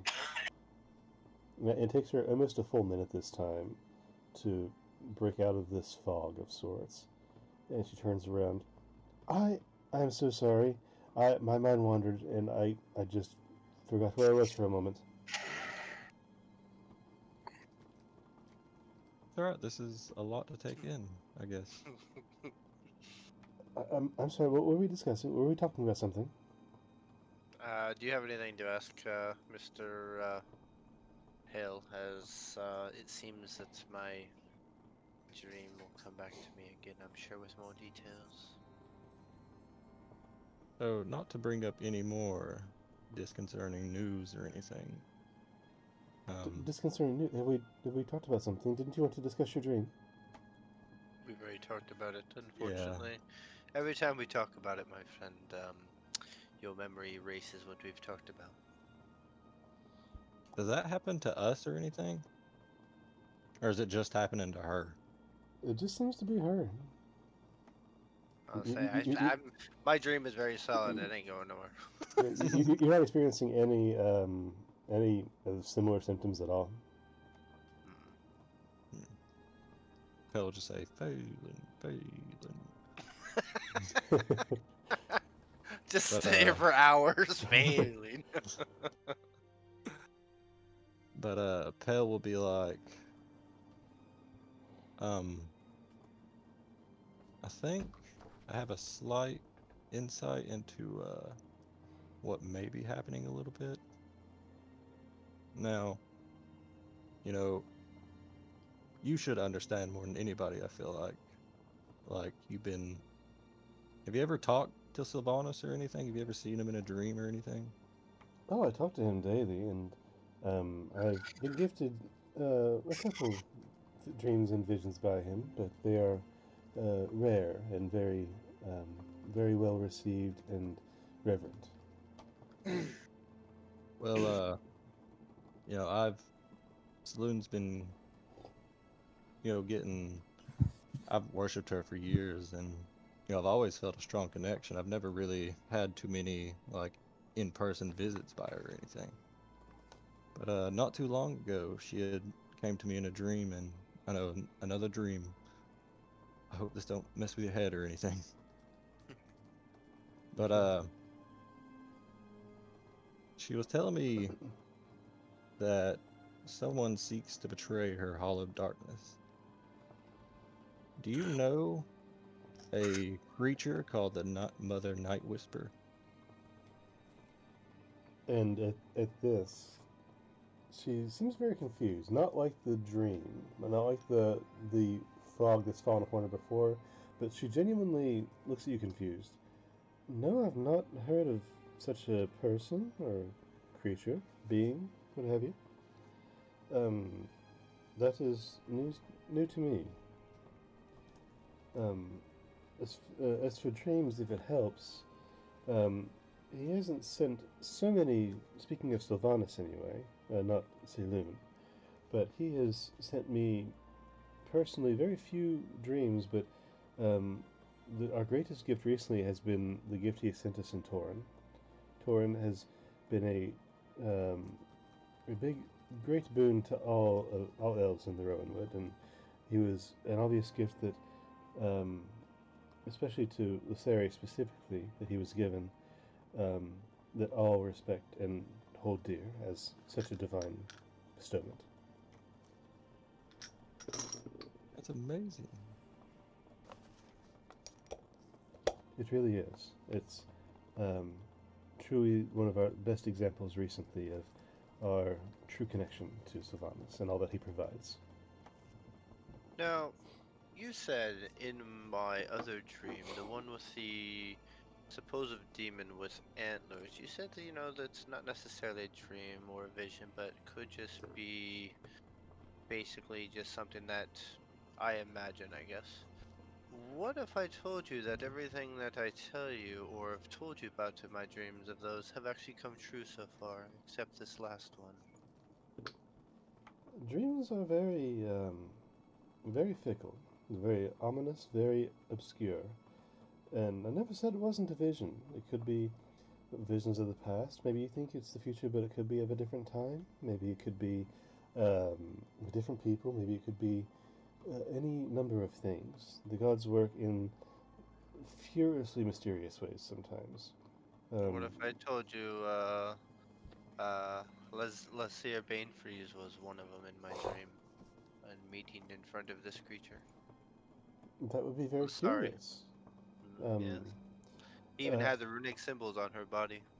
Do you know who bestows these dreams upon you? Maybe seeking out the source would help you discern the true meaning. I've had these dreams recently, well, these exact dreams have only been happening the last week or two, but I've had nightmares and horror dreams for probably roughly 100 years. She kind of blushes a little bit as you speak. I have not had any. I don't have any advice on these horror dreams that you speak of, but as far as anything else goes, and she kind of clears her throat.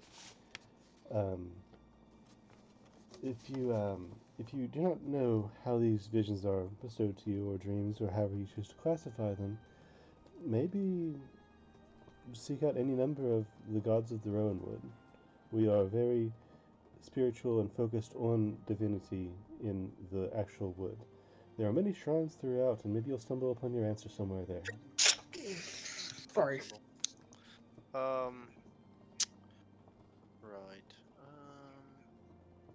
The Oh yeah, back to this other thing. Memory tree. You said you've been there once. Do you know location-ish of your memory of where it may have been located?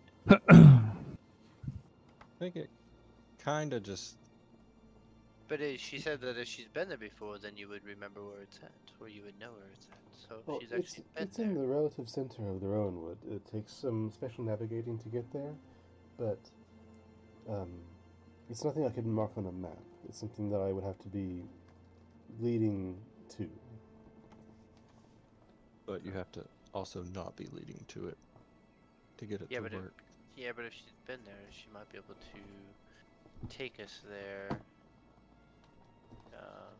and maybe we can find answers. To be clear, it's in the Forest of the Wilds, not the Forest of the Rowanwood. Oh, yeah. It's a crazy place up there. I've never been there myself. I've had dreams of the wild. Pretty sure it's where I grew up at. Possibly.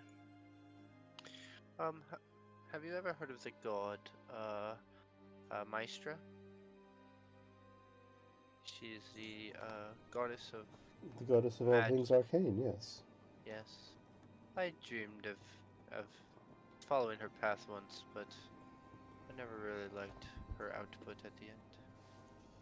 The problem with that is your pursuit being wisdom, it's easy Meant to intelligence. fall into the trap that many have fallen into. I trust if you're familiar with Mistra, then you're familiar with the tale of Karsus's folly. Yes. It would be wise to mind yourself when treading such a path. I don't choose to follow the path, but that was the only one in which, growing up, my family wanted me to follow. Unfortunately, I think too much to allow that to happen. There are many noble paths in this life.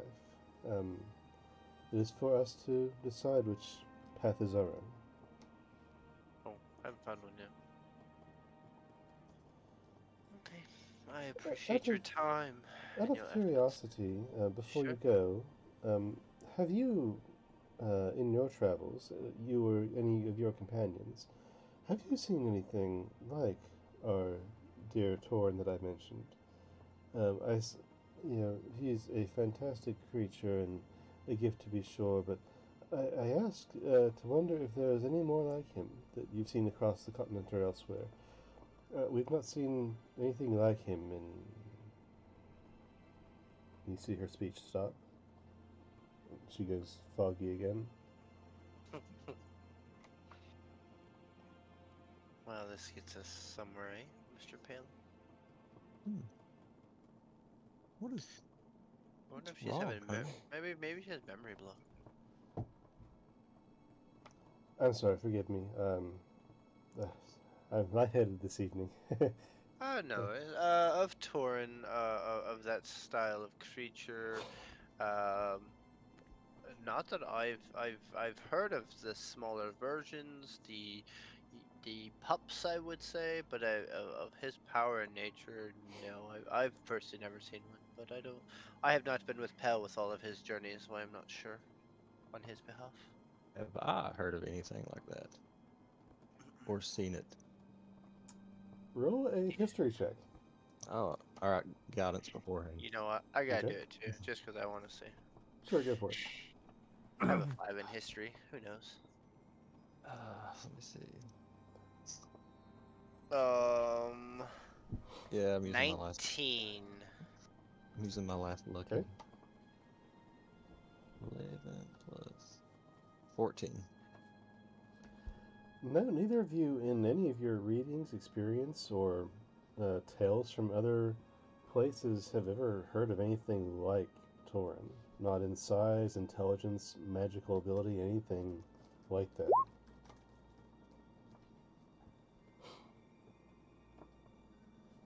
No. He's the first thing I've seen like that. You especially haven't seen anybody paired with a beast of in such a manner as Lucerian Tauren. Not just a dire wolf as him, but in connection of a mind like that. Yeah. Truly a blessing from Sylvanas. Well, is there anything else I can do while you're here before I take my leave? Nope, that's everything for me.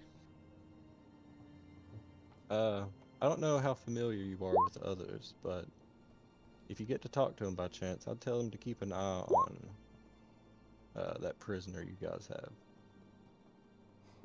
He used to be one of our friends, well, one of mine and Rick's friends in Ugbor's. But he ran off, and while we were in prison, I think he seems to be in league with, I assume it's the Mother Night Whisperer, even though I know you don't know her or anything. I will look into this woman. You say mother? I assume it's a woman. And I'll see what I can find. Your insight is most valuable. Thank you. Not a problem. I'd hate for anything to happen to Rowan like it did to Sunder. I don't know if he had any plans or anything. Well, I assure you he's very safe in our cells and very well looked after, but I will alert the others regarding the prisoner and his possible connections.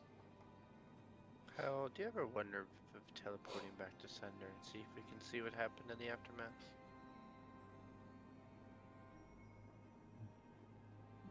You know anybody there?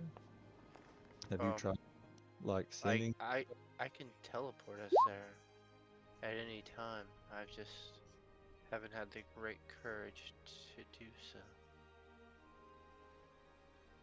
Well, I'd hate for us to go down there and get overwhelmed by anything. Well, I mean, I could enter and enter back out if needed, but I could always teleport us into my old house, or at least the location of my old house. Even the arena would work, I guess. And then I kind of stare off into space as I say that. I mean, Go ahead. Go ahead. I was gonna say if you and Alfred need it, because I understand that was you guys' home for a long time. I don't care to follow you. I just don't want nothing to happen to you guys. True. I know I can, bring people back, but death has some consequence, and Honestly, it takes a toll on a lot of people. If I die, Pelino, and you try to bring me back, I will probably refuse. Nothing against you personally, but I feel if I die, it'll be truly my time. But we all see the future differently, so yeah. Just Life is always worth living. I know things are gloomy. So, right after you guys were headed towards the temple, after Pelino left the cabin that you guys have rented more or less, Flint, you guys hear a knock on the door.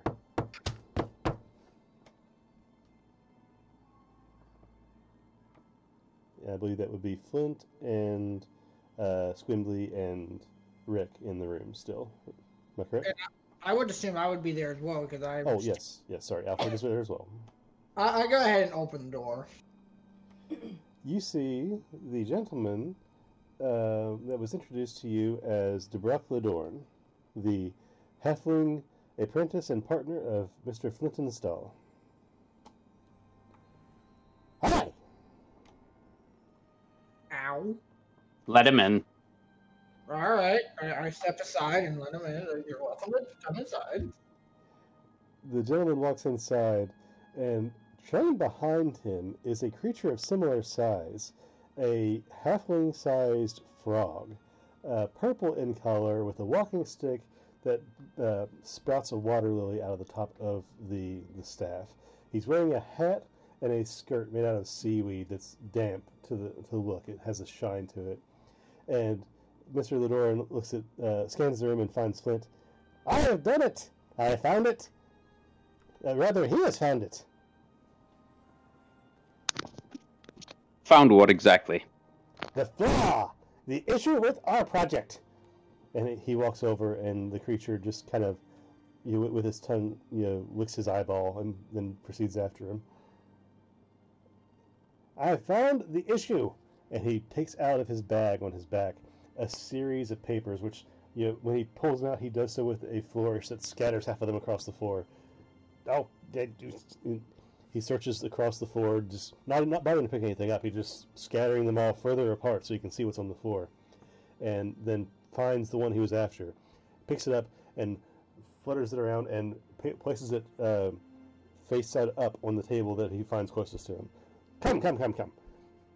And he points to a part on the parchment. See this? And he's pointing to the radiating component of the machine that you guys demonstrated in Cliff Crag many moons ago. Yes, of course. Our heat radiating component was not near the size enough for this amount of power, nor could it be. As you see, the pressure release grew to be inoperable at such high temperatures. We would have to vulcanize the rubber of the pressure seal for it to handle such high heat tolerance. And he points towards the frog, who is holding up a rather large, about CD-sized rubber gasket. It's very chewed on and messed up, and he's holding it up and looks at you, kind of not with those eyes at the same time. And he as he's holding it up, he says, "Stuff," and he puts it back in his mouth and starts chewing on it. That was the problem. Okay. It wasn't. It heated too much. It melted the rubber. The pressure couldn't release, and it exploded due to the pressure. That was the issue. It wasn't in the formulas. It was in the materials. And we either need to whatever he has in his mouth. Oh, that's just a copy of the old component for demonstrations.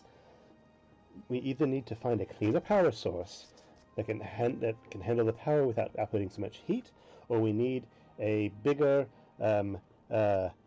radiator which can handle the heat output, but doing so would cause a power cycle to back and forth where you had to have more power to push the large machine, which would require more cooling, which would make it heavy, so you had to have more power, and a total redesign. But that's where we're at, and I figured since I was in town, I would follow you and show you where it is, and I saw you come here, so I followed you, and here I am. This is Rangan. And he points to the frog behind him. So what's his solution? Rangan looks for stars. And he points up at the ceiling. Okay, and what do the stars tell you? I don't know. Stars don't have all answers, but there is beyond. Beyond what? Rangan does not know.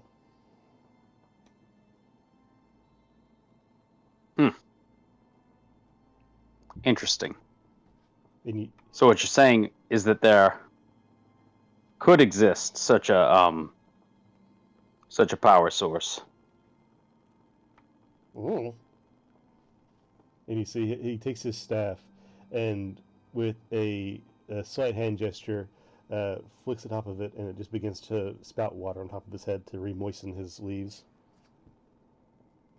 Rangan doesn't know answers. It just helps. And you've been more than helpful. All right. And with that, Rangan turns and takes a hop, not a walk, but a hop back towards the door, turns around, and flicks his tongue out of his mouth one more time to lick his other eyeball before turning around and leaving. I'm still over here by the door, just holding it open, just interested by these two characters. Yeah, I don't have much history with him. He just showed up with a accompaniment request, so we traveled together, and while he searched for whatever beyond he's looking for in the stars, I began spouting my nonsense about my own histories past and problems, and he looked and said Chewy, and that spurred my thought process to realize that it was indeed Chewy. Huh. And I thought you should know. And Flint, as he's talking to you about all this, the thought spurs in your head of cleaner power source. And how many more of your projects could you've succeeded had you a cleaner power source? You've had many in the past regarding competitive projects against others that have succeeded beyond you, purely out of lack of time for research or better ideas of opportunity. Some being personal care products, some being implements to aid in the forging or rehewing process of certain materials, some being weaponry that could fire bursts of energy, but all of which failed because you couldn't find a balance between power output and price consumption. And it gets your mind turning. Does he know about? He knows about the Phoenix battery, right? Who does? Doric. Dvorak, he has heard tales, but as far as you are aware in his past, has largely been dismissive of it, being just assuming that it's either way out of his price range or doesn't exist at all. And it's just somebody teasing an idea that he believes can't possibly exist.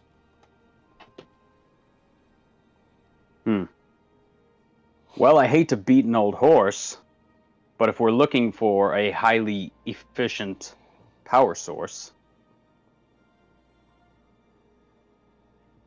Oh, stop. Don't tease me with such things. I know where you're going, I don't want to hear it. Do you have a better idea? Get that look out of your eye. It's a fool's errand. Do you have a better idea? I have plenty of ideas, most of which are ground in explosives. No. Yeah. I don't know what's going on with this thing, but it seems like, from what I'm gathering, is you have a lot of heat but nothing to release it. Am I correct? Yes, Flint for a long time has not been able to find proper release. So what about something to cool it down, to prevent it from going kaboom? Like water, we've tried this. This is a fairly well-known system of radiation heat transfer. Wait, I'm sorry. Can you repeat that last part? You talked about using liquid water and other liquid portions to try and communicate the heat transfer out of the vehicle, or engine in this case, out of such a machine into the atmosphere around it. Is that what you're saying? Yes, but there was a term you said. Something about radiation? Yeah, the transfer of heat from one source to another, that's called radiation. Like radiating heat. You have fire, makes your hands warm without burning them, that's radiation. Well, I had a source of rock that sounds very similar to that. Well, I used to anyway, until I gave it to the local forge. It's a green and silvery. It was found in Cliff Creek. You might have actually heard of it. It was giving actually the miners mining it being sick. Might think you might be able to use that as a source of power, maybe? Or perhaps even a source of death. Yeah, I am very confused as to your implementation, but I will consider your cause as valid as any other idea I've had. I mean, it doesn't look like you're having much luck to go with anyway. Thought I'd throw in my 2 cents. Well, so we have the Phoenix battery or chewy rubber. Or green rock. It might not be efficient or totally viable, but at least it's a start. If we can at least relieve the pressure, we'll have to be constantly refueling the cooling apparatus, but at least it's a start to have it work properly. Again, I'm not sure how money efficient it will be, and it'll be a hard sell if it consumes more money than it makes, but at least it will work and not explode. landing both of us in the hospital. What about just having a Well- valve? Or just a pipe that should release pressure? Like an exhaust? Yeah, that. You're brilliant! I take back what I said about your ideas. I am done. Anyway, I am going to take my You should have heard of how he invented a jar. Hey, I did invent the jar. Forgot about Is someone profit by invention of my movie? I had 2 more ideas stolen and I won't have it. I'm dead for the night. I forgot. Magnificent minds on this team here. But I'm the idiot for thinking about the Phoenix battery. Flint, I hope to see you soon. I'm leaving away from this place and back to my home office where I can think properly. Safe travels to you and good night. And Shoot. Yes, safe travels, Chew too. And he, in his slurring self, takes himself out of the room with a bow deeper than needed, and waddles himself out of there.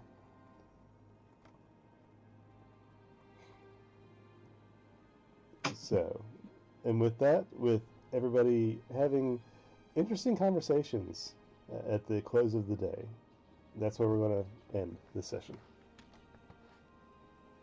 Sorry.